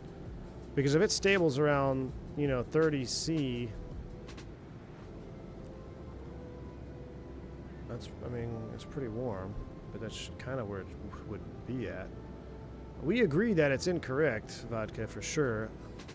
But now I'm actually getting movement, though. That's good. It feels weird if it's in C, it goes to 200. Yeah, 200 C would be way too hot. But look at this. This goes to 300 C.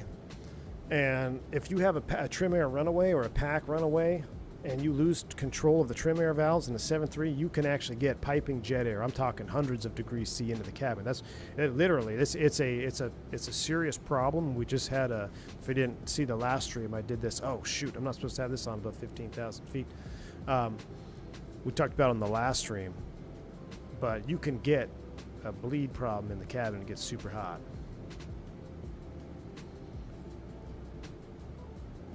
I think this is Celsius. I think this should say C. see if let's just see if we can move it back down now. Now that we got the hot air valves working. Yeah, the needle's coming down. So that's interesting. That is an interesting one. We'd have to let I know.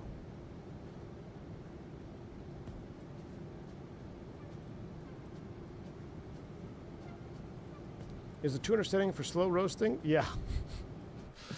It is for slow roasting. Oh, you know what I should do? Can I turn down the outside engine sounds now? Let's see. Not really.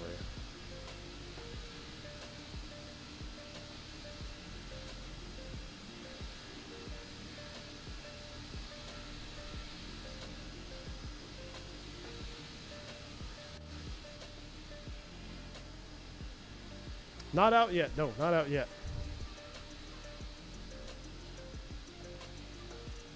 We're like a pot of crawfish up in here. She's a gorgeous bird, though. 390F is the ideal temp for pack operation. 32F for outlet, and then modulate the supply ducts with trim air. So I'm wondering, I'm going to have to get, because the manual is not super detailed on the pneumatics, right?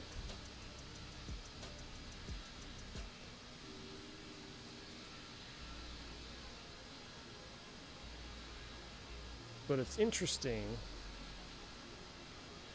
that do you toggle those trim air valves manually? The flight engineer? Aviation Pro, welcome to Commercial Pod, man. Glad to have you on board, man. Thanks for supporting the channel. So you have a Mach indicator on the overhead panel. Mach, feel 1 and 2. Yes. Mach trim, are you talking about the Mach trim here? Or 1 and 2? Yes, I have Mach trim. Is there a problem with Mach trim?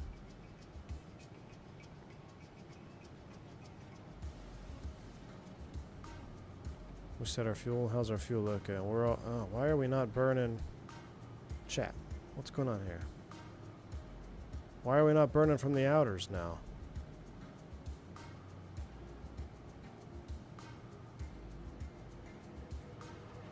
What did we screw up? Were the crossfeeds supposed to stay on?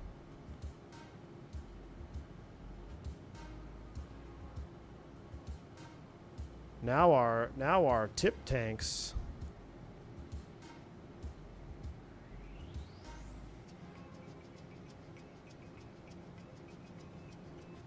So on cruise right now, TM is holding 8.3, but you can't find a way to edit the Mach speed and PMS like you should be able to do. Correct, Mustafa.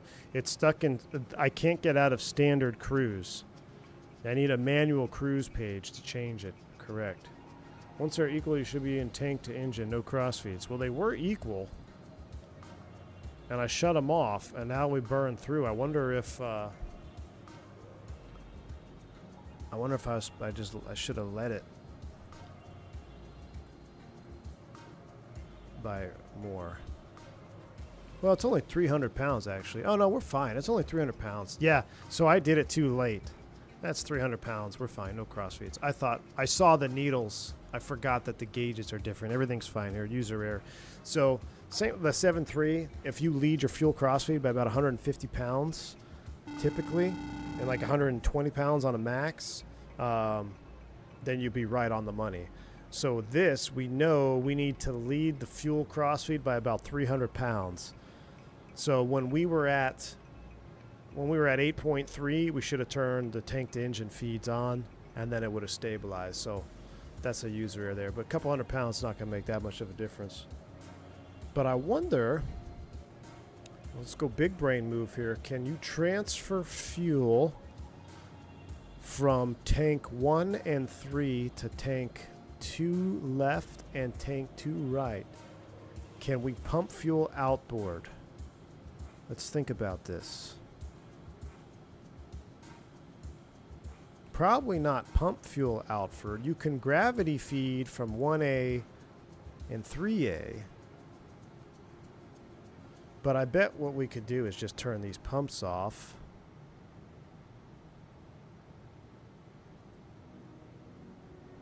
And we'll burn. And we'll burn from that. Let's just make sure we don't flame out here. I mean, if I just turn these off, this is going to feed all three. No cross feeds. No cross feeds. So now we're going 2R, 2L to all three engines. 1, 2, and 3, right?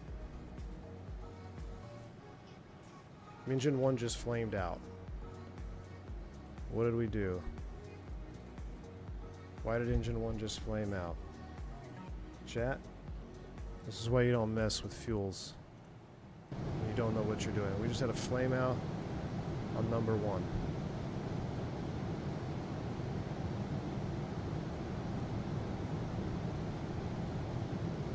We just had a flame out on number 1. Aviation Pro, thanks for the $10 super chat. Thanks for the stream, he says. My man, thank you so much for the support. Appreciate you, dude. Very kind.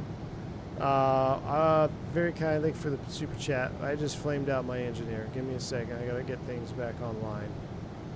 All right, let's go. Windmill start on 1. Continuous ignition on. I got no N3. Let's take the fuel shutoff off. All right, continuous ignition is on. We need some bleed air.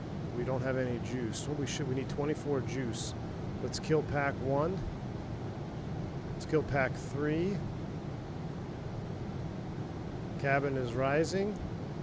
We're at 24 psi minimum. Can I do a windmill? Let's run the ground starter. Valves open. N3 is moving.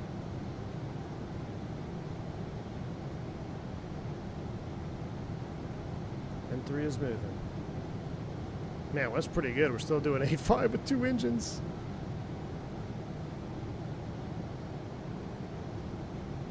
Fuel on.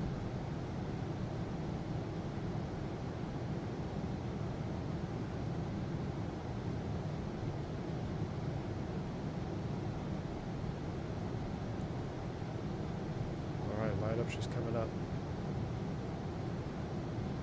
Start her out.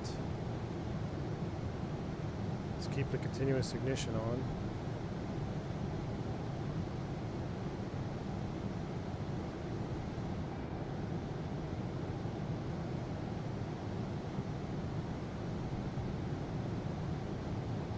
Here she comes, all the way up.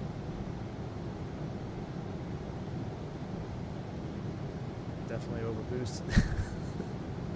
Hey! All right. We're not going to mess with the fuel tanks anymore.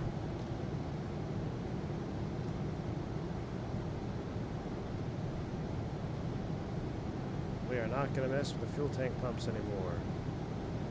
Like it never happened.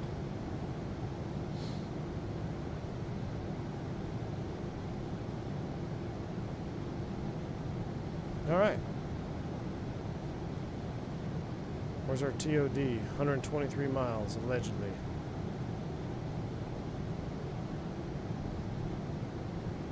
Alright, let's take a look at this Garmin.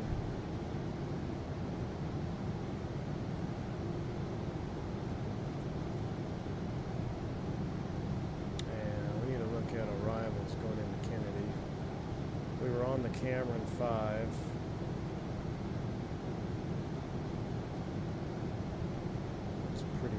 Arrival up to Deer Park. Where they land in 2-2s.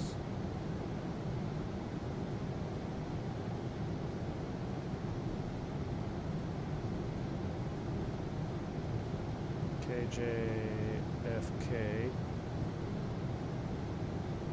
Procedures, approaches, Kennedy. Let's go ahead and see what's going on.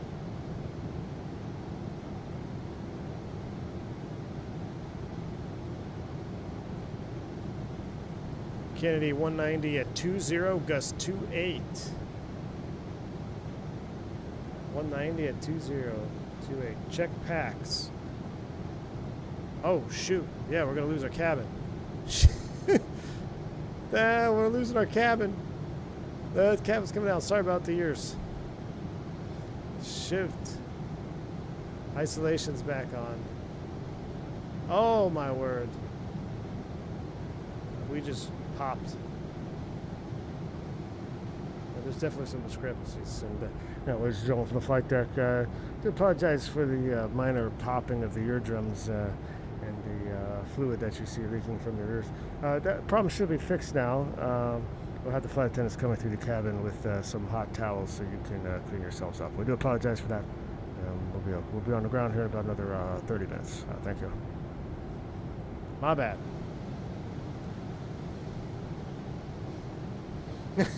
Probably just. Oh, Daddy, my ears hurt. Oh my gosh. We cooked it, man. This airplane, you gotta stay on it. You gotta stay ahead of the airplane. You gotta stay ahead of the airplane. Why did you say 2-2? What are they landing real world? I feel like if the winds are out of the south, wouldn't they be landing 3 or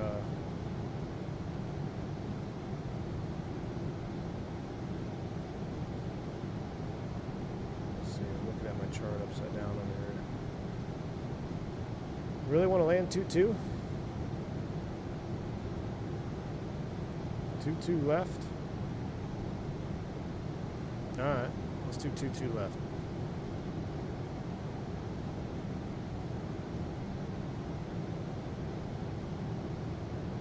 ILS 2-2 left from Deer Park.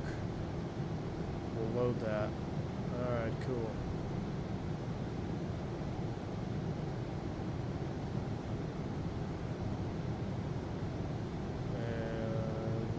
This, and we'll be able to go direct Deer Park. All right, cool. That looks fine. We're looking good. Crisis averted. Vectors from Cameron. Yeah, we'll vector ourselves from Cameron. 2-2 left. Real world's on 2-2. Excellent, excellent, excellent. You should have sent that as text because no one can hear anything. Oh my word! This flight has been doomed.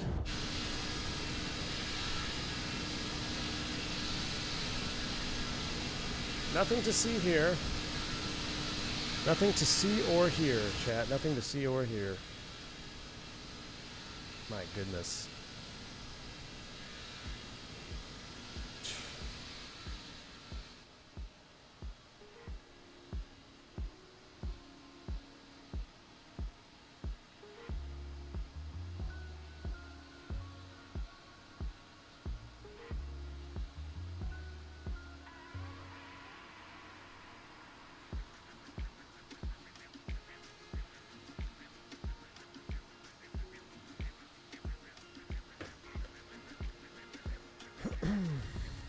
Switch on thrust management. Should switch to Mach number. Captain Icelander. It will switch to Mach 8.3.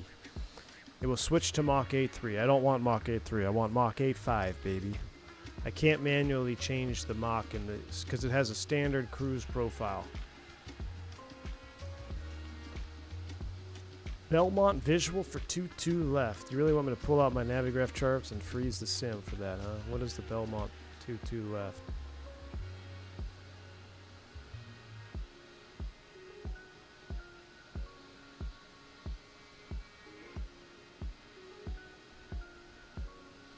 Where the heck are the 2-2 left charts?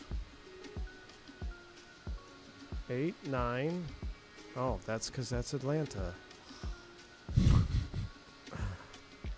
Nope.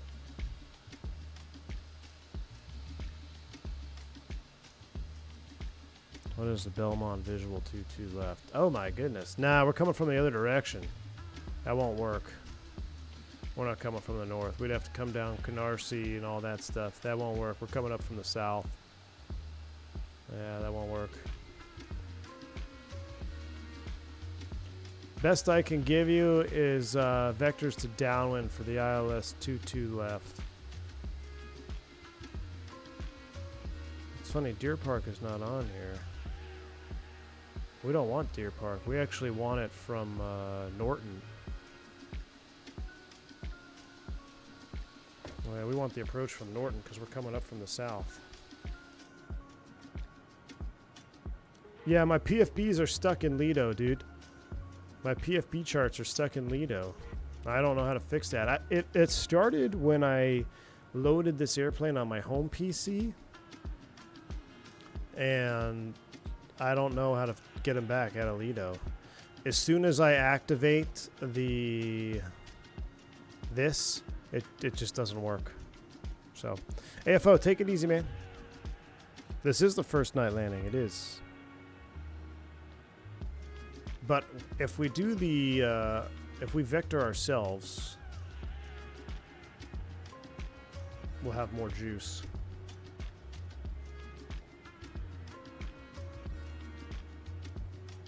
What floodlight do I have on over here?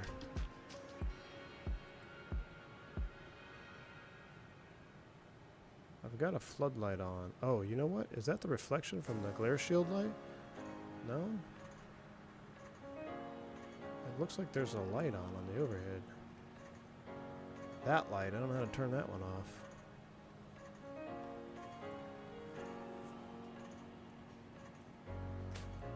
Miss V1 Sim in the house, what's up? Yeah, well, I underestimated this stream, honey. Still a little ways out. We're going up the eastern seaboard right now. Is there a maintenance page? There's not. Navigraph bill got paid. Yeah, it's paid. Do the Canarsie 1-3 left right with full crosswind. Terrible idea, Gus. Terrible idea. We almost got lost. I blew everybody's eardrums out. And we shut down an engine inadvertently. And we cooked the cabin. Or froze the cabin. I'm not quite sure. We can't determine if it's supposed to be Celsius or Fahrenheit.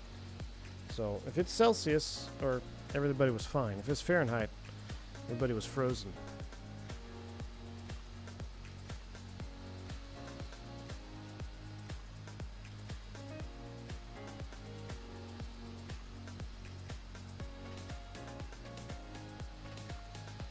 I think she stopped by last time and accidentally. Last time you accidentally shut down. She might have been. She might have actually. I think you're right. 43, Mercy? It's above 40. 41, 42, 43. Somewhere in there, Mercy. At the appropriate weight.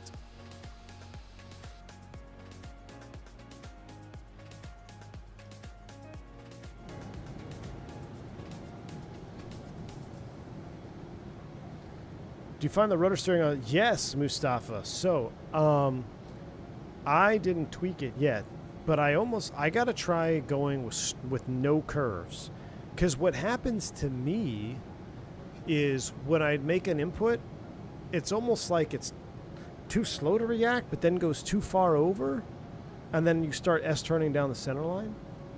And the only other time I've seen that happen is when I had too much of a curve on. I haven't tested it yet, but I want to try with straight linear lines on the axis profile to see if that fixes it.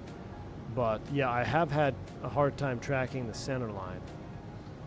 So I'm going to try doing that next time when I have a little bit more time.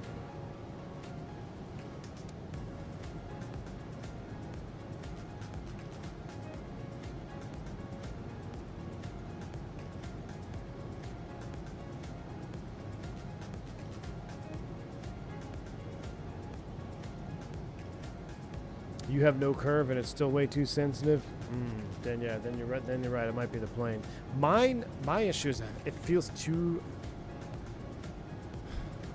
I guess sensitive is. I guess it is too sensitive because when I make an input, I feel like it goes too far for the input that I made, and then I start S-turning. So I'm gonna try to do an extreme curve and then try to do straight lines, see what the difference is.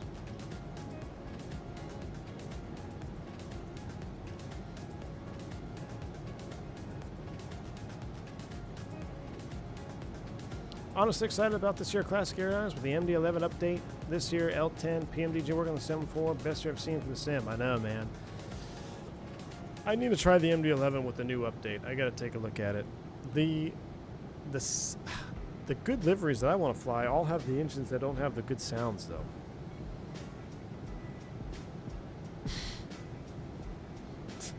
Wow. Yeah, no one likes extreme curves. Sorry, AJ.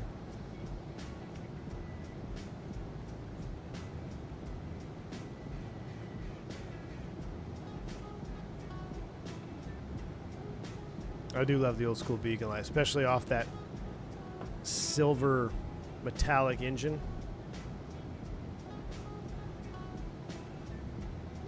All right, 28 miles allegedly to TOD.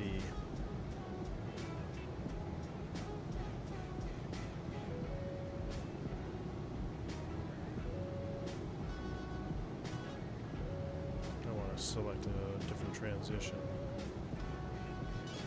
Not Deer Park. We want Norton. Load. And actually, let's go direct. Well, I'm not going to go direct Norton because we're going to stay right on the eastern seaboard. We'll go Sea Isle, and then we'll go Norton after Sea Isle. We'll stay right on the eastern coastline. Oh, that's beautiful. Look at that. Good night, Miss V1. Are you going to bed? How long till we land, Chad? Anybody know? I don't know. I don't have an LTN.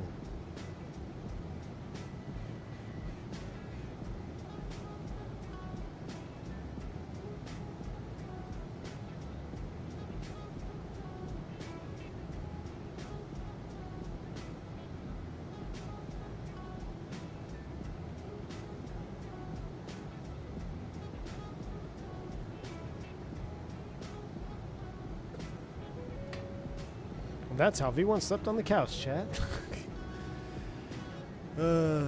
Gus, when is that 707 dropping? I need to get an X-Plane 12 again. Reading about some new Honeywell tech that can alert pilots to traffic on the runway during landing. Really, Aaron? Interesting. Like an alert system, kind of like RAS. Was it RAS? ROPS? Row or ROPS?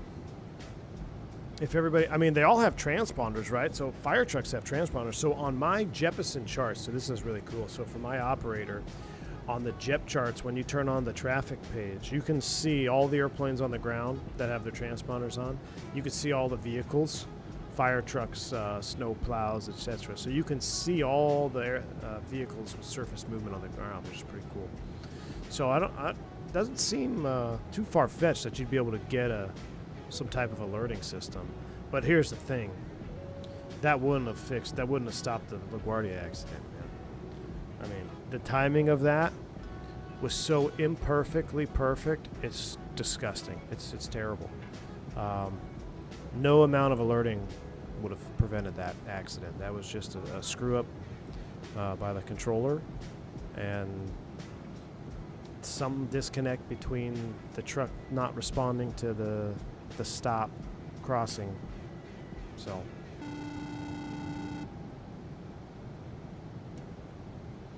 Chris PT6, my man. How you doing, bud? It's great to see the mighty L10. Thanks for streaming. I was having withdrawals. Also, come on, everyone, hit the like button so we keep seeing these awesome streams. That is true. We are late night on a weeknight. So if you're here, please do hit that like button. We'll get some more L1011 content. It's good. You want L1011 content because you want me to find bugs so then we can try to get them fixed before it releases. The fire trucks in the LaGuardia didn't have transponders. Did they? They didn't have? Really? That's not good. Well, I mean, it wouldn't. Like I said, it wouldn't have mattered anyway. But man, I've seen, every vehicle I've seen has transponder on our thing.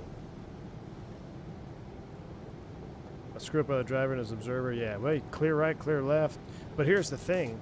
Oh, the NTSB said no transponders. That's interesting. Well, maybe that'll change. But again, like I said, unfortunately, it's not going to fix. It wouldn't have prevented that one. But thank you again, Chris PT6. Appreciate the $10 super chat, man. Hope all is well, man. Gonna need you to get up, flying up here in North Texas soon.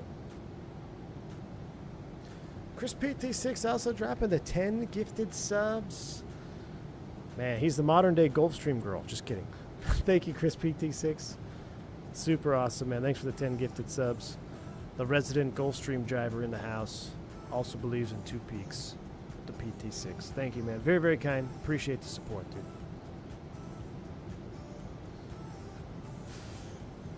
All vehicles should stop at the hold short. Well, they did, Twist Hospital. It looks like they slowed down and they looked right. Here's the thing.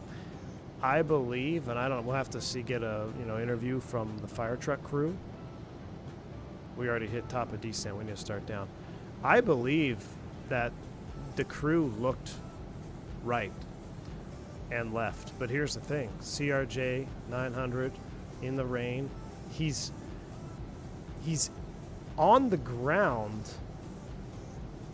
but the nose, I mean, you could see him derotate right as they smash into the fire truck. So the nose is slightly angled up. The CRJ sits extremely low to the ground. If you ever flew a CRJ or even jump seat in a CRJ, you know how uncomfortably low it feels like when you're up front of the cockpit, especially if you've been in an Airbus for a decade. So it would be very easy for the crew to not see those lights, especially if the airplane was still slightly rotated, right? Or still in the flare, rather. I guess rotate is the wrong word there, but still in the flare. And you're in rain. There's reflections everywhere. It's just.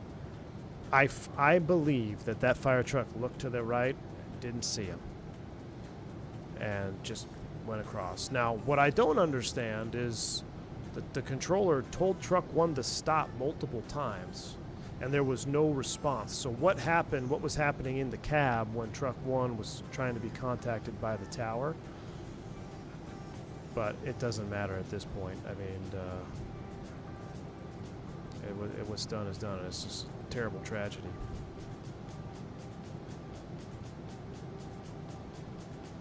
Down we go.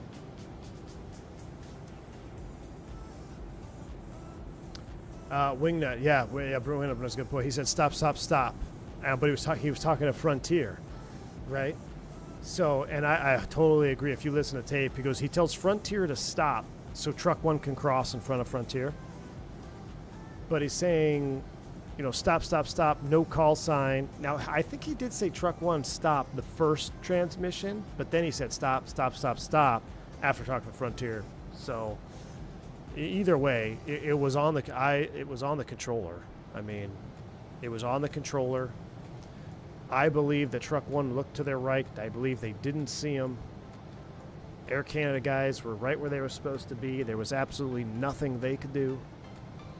It's just, like I said, the most imperfectly perfect timing for a tragic accident. And it would have happened to anybody, Any jet in that spot was not going to stop.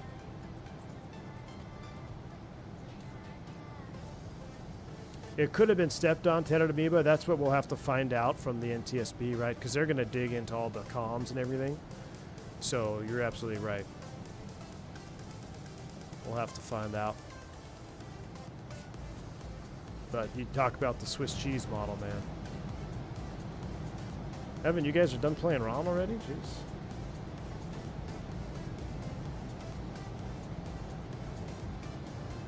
Hard to see through the lights, side windows with the wipers, no in the rain. Yeah, exactly, Swagger. That's what I'm saying. It just, even on a normal night with no rain, and if you were in an ops vehicle and you look to your right, I think it would have been hard to see that CRJ with that type of lighting. I mean, it's, when you cross a runway at night and you look down the runway and there's somebody in position, it's, if they don't have all their lights on, it's hard to spot them. If it's a regional jet. Now, if it's an Airbus or a 737, typically you can see them sitting a little bit higher. But again, the CRJ in the flare, potentially, when they were looking over their right, it was possibly in the flare. So with the lights are in the wing root, are they slightly up? Who knows? You got the reflections of the pavement. Just terrible. Twistlot says the truck got cleared 26 for crossing. Yeah. Should have been better way to. Well, here's the other thing.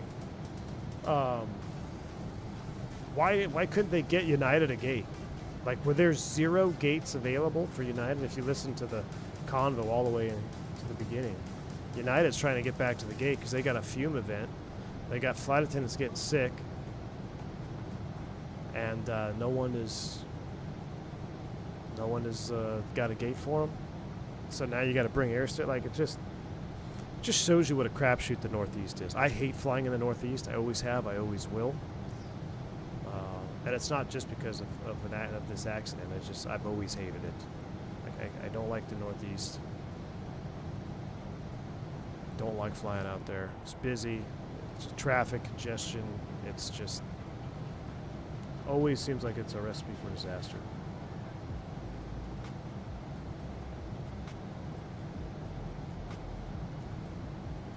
Don't let me start about the brightness of the LEDs lights being a problem. Yeah, you're absolutely right, Gus. The LED lights too. Yep.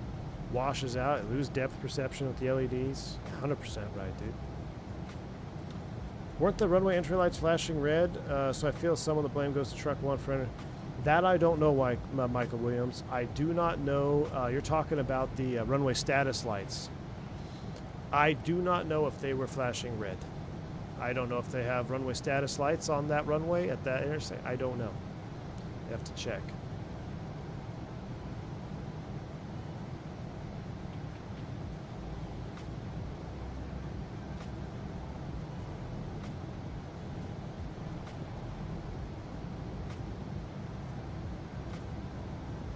So far, no truck one was tower and the airplane was on ground.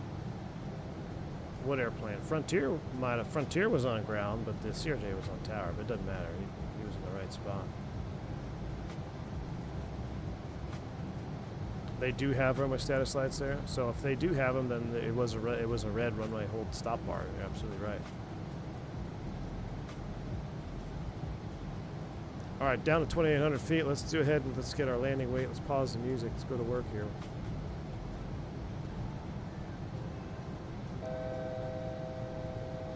Let's keep coming down. Oh, oh.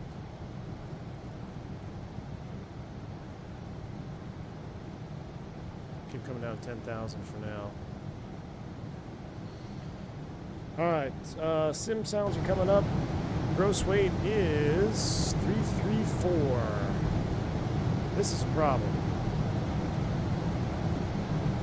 Our fuel tanks are all out of whack now.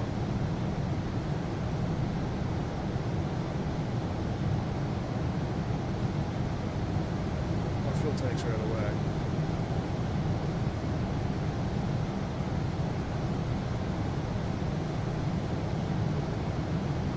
Dry anti-skid on. Calculate set 148 to 6,400 feet, 8,000 foot runway. We're looking good. Coming up over Norton, let's bring up our charts. Air traffic, Cactus 646 crosswalk, flight 180, Captain 4 for Island 211 JFK.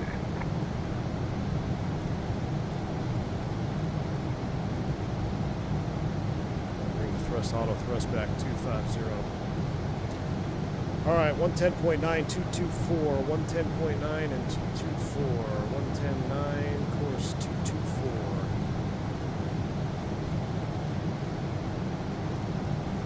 I kind of want to try to double up the ILS again, see if she tracks it.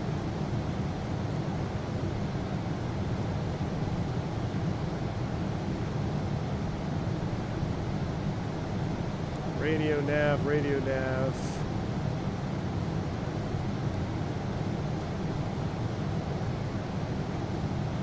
That's not right. Oh, it's because we're in GPS CDI right now. That's right. All right. We're pretty high right now. So let's go IAS hold 262. Power's coming back. Speed brakes are coming out. Down we go. We should have self-vectored up the left-hand side. It would have been much cooler. So let's see how she handles. Not very good here. See, I feel like I should be able to modify the speed window with that.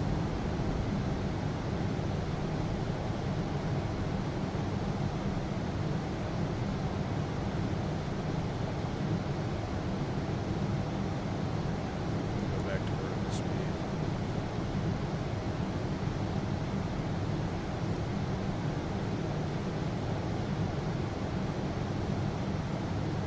How did the system's depth feel? I'd say it feels about the same as the A300. So you've definitely got some basic system simulation. The LTN is going to be where you get most of your systems at. Being able to program waypoints, do updating, all that good stuff. 3042 on the here. That's not going to help us out here. All right, Norton to Sage Hill. We're coming down out of 18,000 feet. Seatbelt signs are on. No smoking is on. We'll get all the lights on today. Logo lights coming on. Let's get the wing flood on so it looks cooler. Kennedy traffic, T-way 357 heading down 18,000 feet. We're descending on just over Norton for the ILS 22 left. Kennedy traffic. How much will it cost when it's out? I do not know.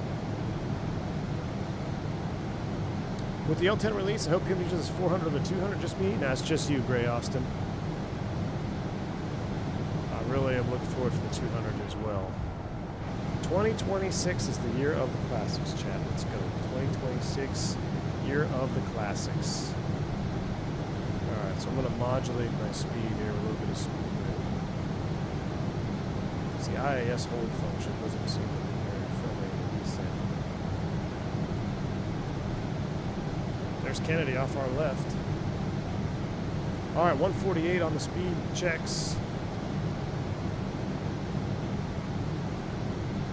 We got to get down though. We got to get down. Let's see if we can juice it up 4,000 feet a minute. Big old barn doors on this thing here.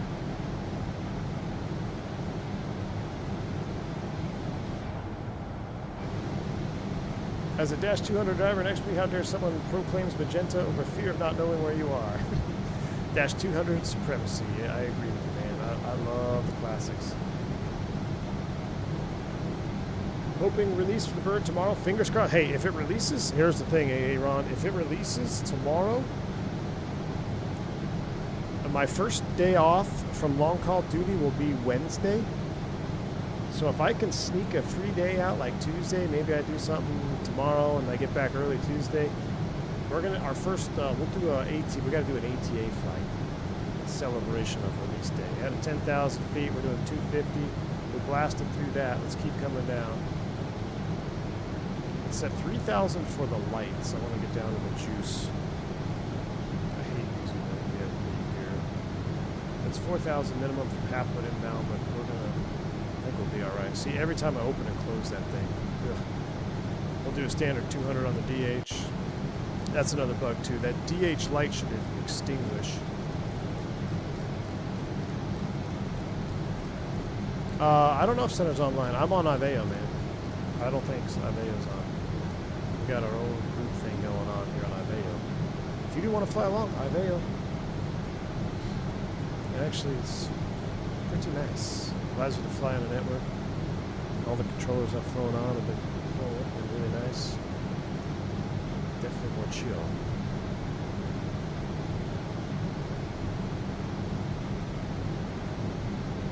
Yeah, the cockpit is awesome. That's I keep coming back to it too. I mean, there's. Let's slow this descent rate. So now this will hose you. You go 4,000 feet a minute into a level off. I guarantee you're going to blast through that, probably even in a 7.3. So you got to be mindful of the older autopilot systems. But she should be able to track an auto land, which I'm actually going to try. I'm going to try to set us up for an auto land on this one. I'm going to hand fly it, but I want to see how she does. So here we go, coming up to 1,000 from level off. Let's help it out. Let's start. Oh, I just went into cap already.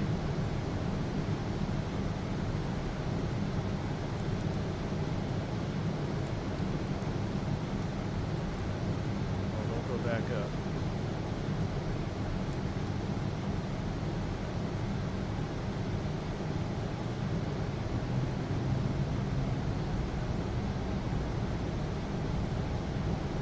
We'll manually cap it here. Alt cap.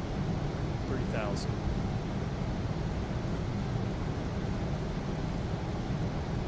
Let's go auto throttle 210, please.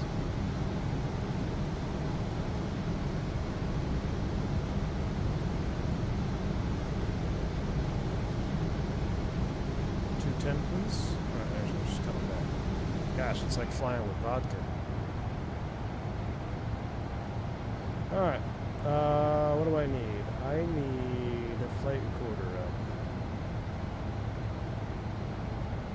We could do an auto land test. Auto land test or first ever night landing manual? What do you want to see? Let's put a poll on the chat.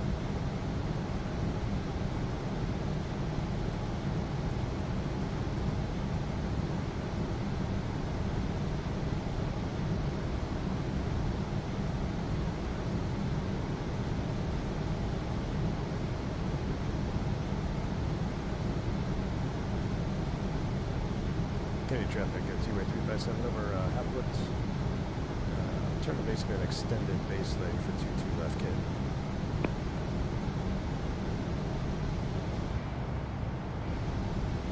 Flaps 4. Flaps 4.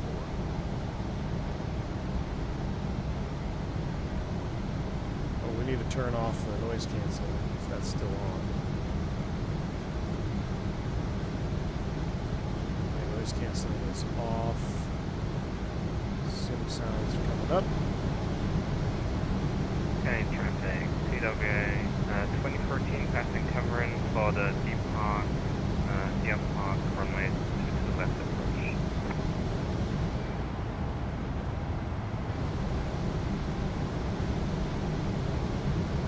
Flaps 10. Flaps 10. Oh, I gotta get ready to turn my yoke back on. Or if I do, I don't know. If we're doing auto land, I won't turn the yoke back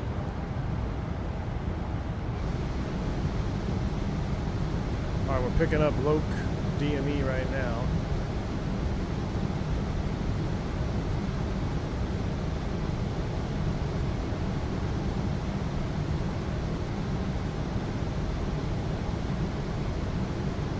Votes. Ooh, it's still really tight. There's 400 people here. Let's keep voting. You have until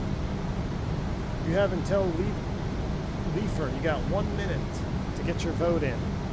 Are we auto landing or do a manual test? First ever, or manual test. I mean, my first ever night landing manual. Or we do the auto land test. Get your votes in. Got 3 miles. Neck and neck on the pole. Say no 320 or 73, we don't need auto land. Well, it was the first airplane to auto land, so first airliner, I should say. First wide body, or Google would say the Trident. In between his tea and crumpets, Trident was the first. Anyone, could you maybe do something like LA to KATL-KJFK? I was going to do Singapore KATL-KJFK. We're definitely doing KATL-KJFK soon. Should we be 180-ish? Not yet. Once we hit Leafer, we'll slow down. We're still out here a little ways. It's Kennedy, yes? Kennedy, 47 miles. Oh my gosh, poll is at literally at 50-50. 1 mile to get your vote in. Oh my goodness. I'm not even going to look at the poll. I'm just going to hit end poll as soon as I see the mileage go to 0. 4, 3, 2... The traffic is our friends who want 1.777. First ever manual night landing. Departure runway 22 right. Manual night landing.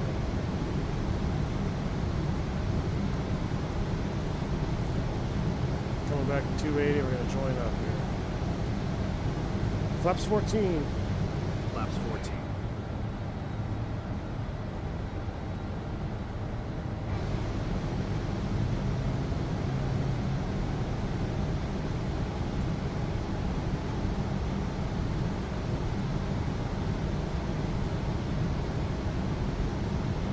Join in the RNAV here.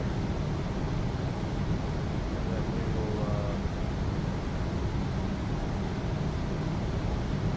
I wish I could get rid of this. Can you not get rid of this? And I know you can slide it forward. It's an oversight from the L1011 Lockheed people. You can't hide the sunshade.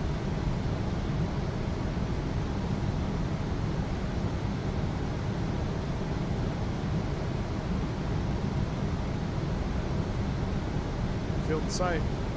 Kennedy traffic, T-Way 357 heavy, join about a 13-mile final 22 left. Okay.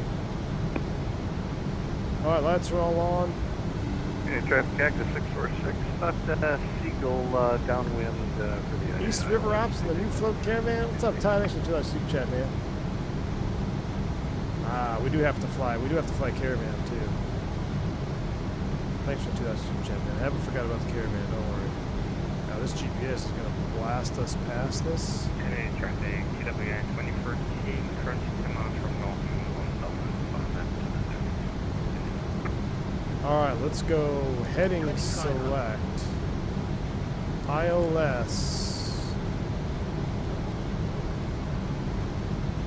Actually, let's go back on the heading. Let's come back and rejoin. So radio nav, we're tuned in. Now let's go second autopilot, ILS capture.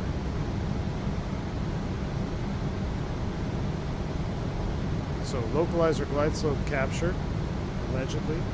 Missed approach altitude, maintain 3,000. I'll pseudo it. I'm gonna sync it up and see how she does here. Can you go flaps 18 with no gear? Let's see. Flaps 18. I think you can. Oh, the flaps actually look pretty good at night. You can see there is some hinge work in there. Looking good. Alright, at least we're on the localizer. So I'm pretty sure that offset localizer problem we had earlier was part of that terrible scenery I had. Sync our heading bug. Man, I'm surprised you guys didn't want to do an auto land.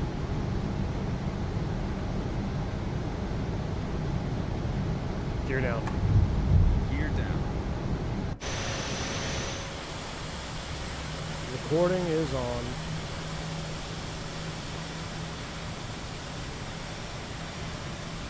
It's been a long time, Josh, since we did auto land. Oh, look at the gear. That's a cool animation. All right, gear down, auto brake, medium, arms, set. Continuous ignition has been on the whole flight since we flamed out number 1.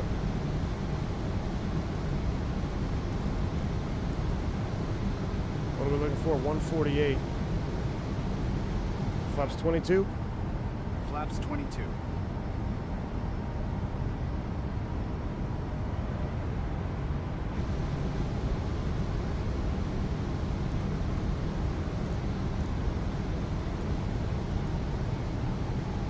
Flaps 33. 1500.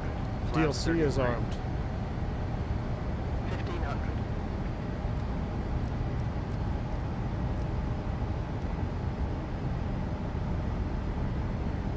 Gosh, flaps 33 is pretty sick. Coming all the way down. Too bad it wasn't 50 like the MB-11. All right, so this does have us locked in, although we did lose.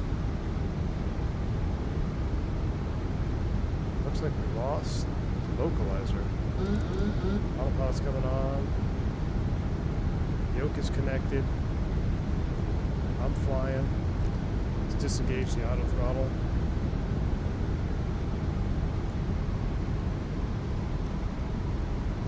$1,000. 1,000 feet stable, clear to land. Okay, traffic, KATL-KJFK 2014, AB9 Base HERE on the downwind.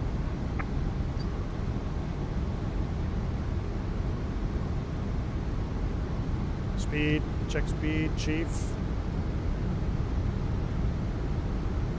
Freaking windy. Was it gusting 20? From the left. Actually, you know what? I bet it is out of auto land wind limitations.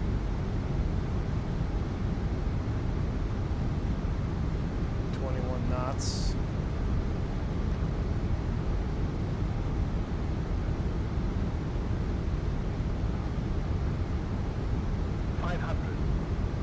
Stable, target, sync, 750.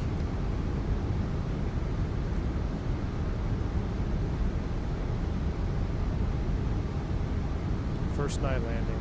Hold on to your butts, Chad. Kill my flight director since I'm not following it per se.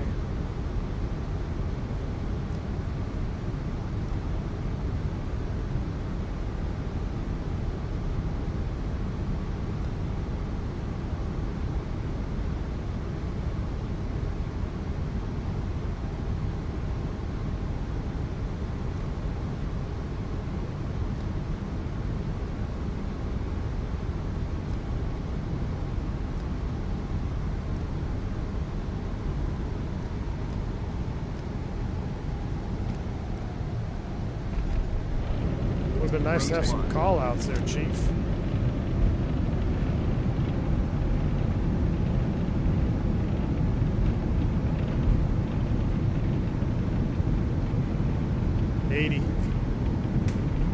Auto 80 brake, knots. disarm.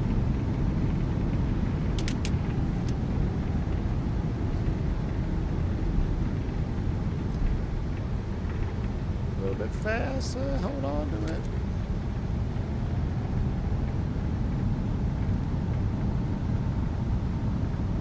Is our reverser still out? Yeah, that's what. All right, let's stow it. Clean them up. Flaps 10, flaps 4. County Flaps traffic, 0. TWA 357 heavy, clear runway 22 left, hold short, 22 right. Butter with no call-outs. Man.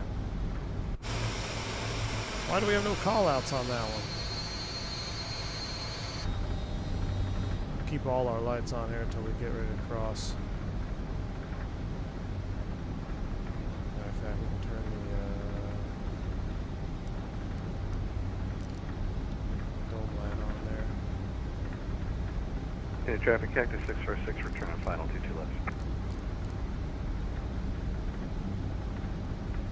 Should sidestep 22 right.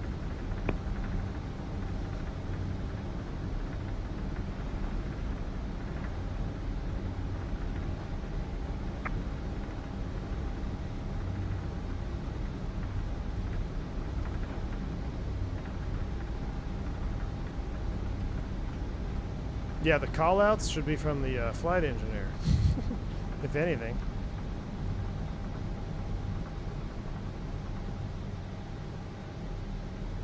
Let's go ahead and bring it to a stop here. Oh. Crap. Wait, press the brakes, pull this, let go of that. Nope. Oh, I think my right brake is stuck.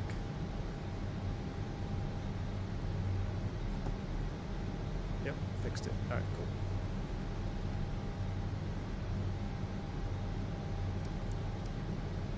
Traffic on final. Are you on 22 right or 22 left?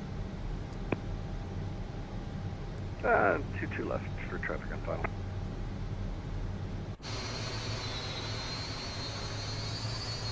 It looks like he's on 22 right.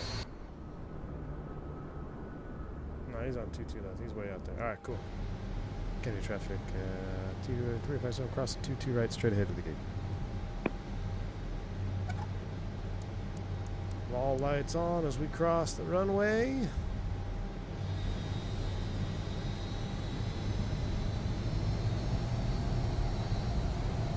What's up with that GA parking brake? I know, man.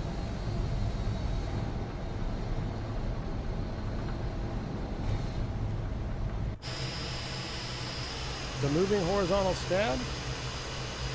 Kennedy, Cactus 646, going to sidestep 22 right. Oh, it is sidestep from 22 right. Told you.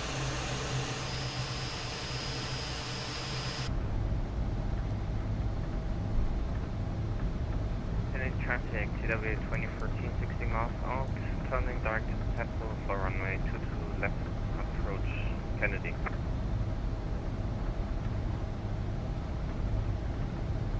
County traffic, TW 357, heavy, clear of all runways. Taxi to the TW turbo.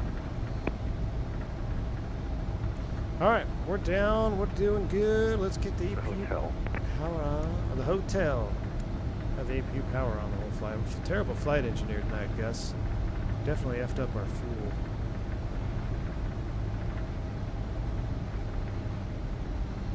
Let's bring out the old taxi diagram.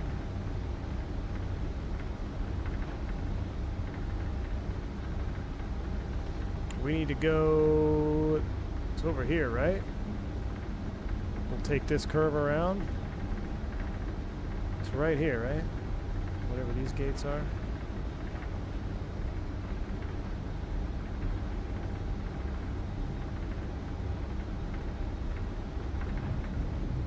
Do an elevator control check from outside.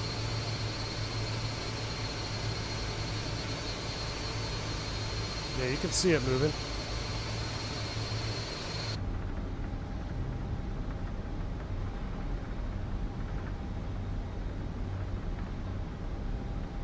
go.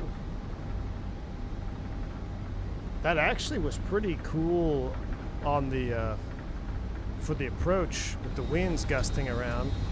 I don't know, man. I need to talk to some DLC drivers. Like, I feel like with the DLC, your power adjustments are less. Like, if you have your power set for approach, you're pretty much there versus a conventional where you're jockeying the throttles a little bit more. I'm not saying that you don't move the thrust levers, but I feel like you really, when you know, that DLC is going down, coming up, that's pretty much all you need. Or I don't know. That's just my observation. Wingnut, what do you think on the Hornet? We'll see. Where's the? Is it the next terminal over? I think it's the next one. This is JetBlue. We don't want to park here. Nobody likes JetBlue. Nobody got time to park Heavy at JetBlue traffic, terminal. TWA 2014 heavy, turning on Atema, Fahne, runway to the left. Kennedy. Not Wingnut. The Tomcat had And DLC. Kennedy, KF 606, 1.5 miles, 22 right. Where's this guy? Yeah, he must be super low. I see one guy way out there. Ah, there's the terminal. Oh, there he is, right there. There's the 727. Look at that. So you can tell by the light arrangement. Oh, that is cool. I wish there was more cool jets flying around modern aviation. Yeah, that's the hotel, right? Shows you how much Kennedy I do. Actually, I did Kennedy not long ago, which is pretty sad considering it's under construction there. I'll take the next one.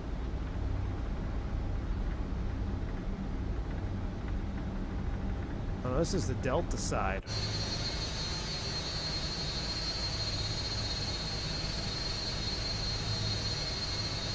Oh, look, there it is. There goes the 727 right there. Sick. We'll keep on going around the mountain as she goes. And in traffic, TWA 2014 heavy, 5 miles on to the left. It's between Terminal 4 and 5, he says. Right here?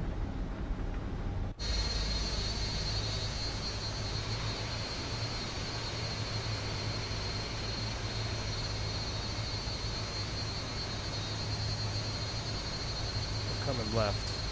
I ain't got time to taxi around anymore. Where's the L1011? Or not the Lockheed Electra? Oh, it's over there. Oh well, we'll park over at the AA gate where we're supposed to. Hey, we get to go over a bridge. Between JetBlue and Delta, yeah, we passed it then.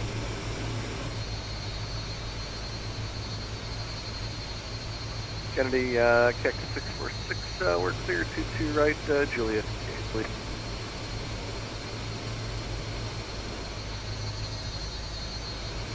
Turn those wing lights off. Yeah, that 727 was TWA as well. Wing flood, oh, tail flood, taxi light, turn off lights, that's what they are, those turn off lights. Traffic, TWA 2014 heavy, short Fahne to the left. Heavy's on short final, let's close the APU gen. We're not gonna shut the engine down this time, so we can have engines on for replay.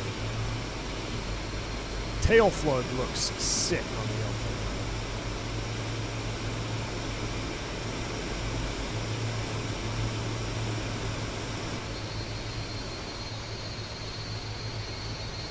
Hey, what's up, please?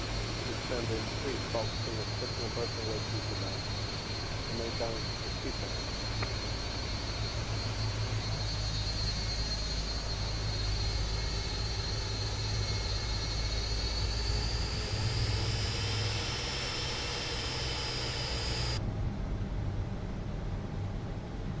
We don't have any guide person, so we're gonna leave the taxi light on.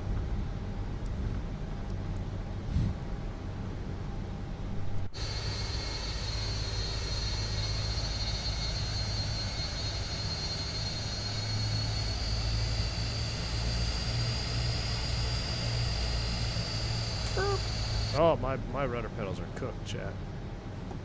Oh yeah, I think I just broke my right brake pedal. That's not good. I'm gonna have to fix that. Alright, brake set. I think, oh, there's the 7.4 touching down. There's the 7.4. That's so cool. 727. Oh, there's a 727 right there. 727 taxiing to the gate. Where is this terminal at? With the Lockheed Electra, right? Isn't there an Electra here somewhere? Or do I not have it turned on?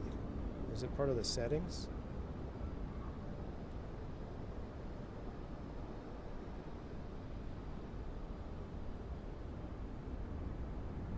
Oh, that's the hotel, right? Traffic. There it is. I was right. Runway 22 left, taxiing. I was right the first time, and you guys are like, nah, you got to keep going. I literally was going to park right here. TWA Hotel. Not an Electra. Constellation, my bad. Right here. I was literally going to park right over there. You guys are like, no, keep going all the way around. We're here. Now that is sick.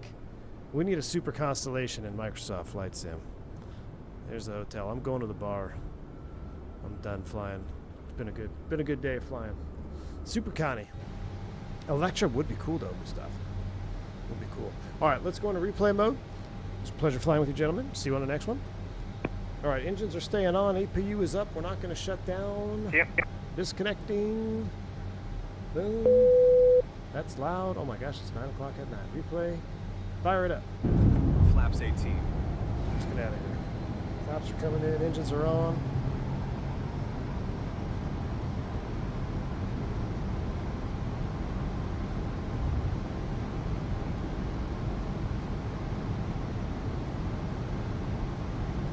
Alright, yoke is off. Full screen cam. Flaps 33. I'll leave you guys with the long one. Here goes this.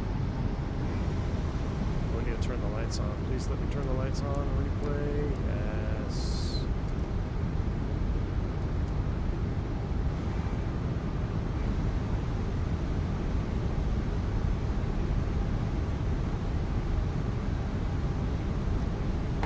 Wow, we haven't done a night flight in a while.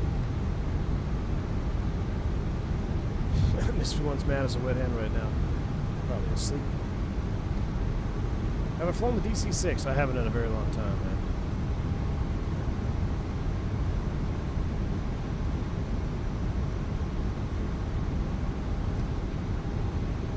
Night lighting for the wind. There's a stutter there. I don't have a landing rate, actually. I never launched Volanta thrust set.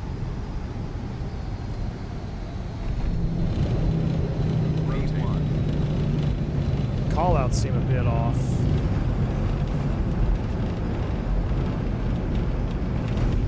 Love the rattles though.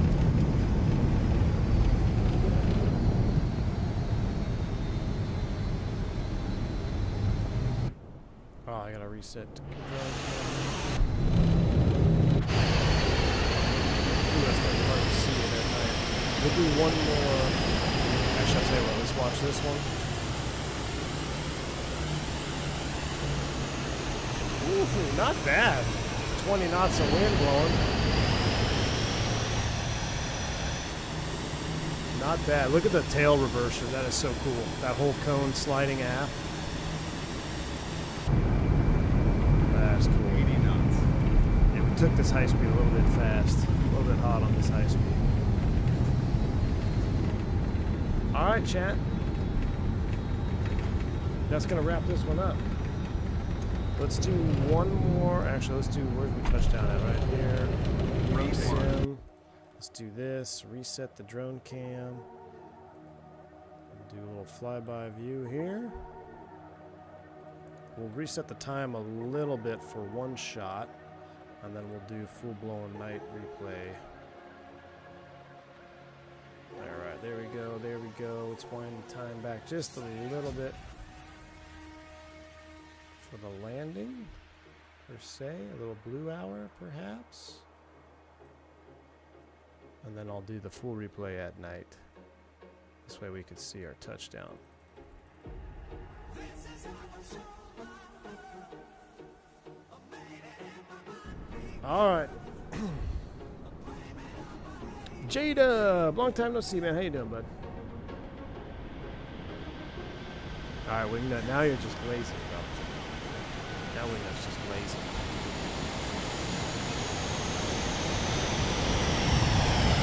Actually, it wasn't bad. Just flew it right down. Fly it down to the ground, baby. I just love that tri-holder view, man. It is so iconic. Oh no, I just messed up the view. Let's go here. FS Expo? Nah, we'll see, man. Depends on my schedule. The way things have been going doubtful. That's it. Chris BT6, I think so, man. Friggin' magnificent piece of iron, man. Look at that thing. Just a big piece of old school iron. Alright. I'm going to let you guys enjoy the replay all the way in. Here we go. Replay's coming up. Flaps are coming up. DLC's coming up. I'll wind it back forward to nighttime. Get one full replay here at night. Flaps 22. Make it dark, but not dark. There you go. Enjoy the replay. I'm out of here. Thank you all for the support. It's been a fun one. Chris PT6, thanks for the memberships, super chat as well. Appreciate you. Very kind to all the other donors and sponsors of the channel. I appreciate you just as much. Thank you for all of the support. Mustafa, thanks for stopping by. Ty, good to see you as well. Thanks for the support. Aviation Pro, AJ49 for the super chat. Brand of Sim Pilot, T-Tut Company. Climb to 370 as well. You guys are awesome. If you haven't for me already, do hit that like button for me one time as you exit the stream. I don't know if I'll be live tomorrow. I don't know if I'll be live Tuesday, but the next time we go live, we have one of two options. ATA long haul to Hawaii, Cathay Pacific into Kai-Tak. So stay tuned, keep your notifications on. Until then, stay safe, stay healthy on V1. See you!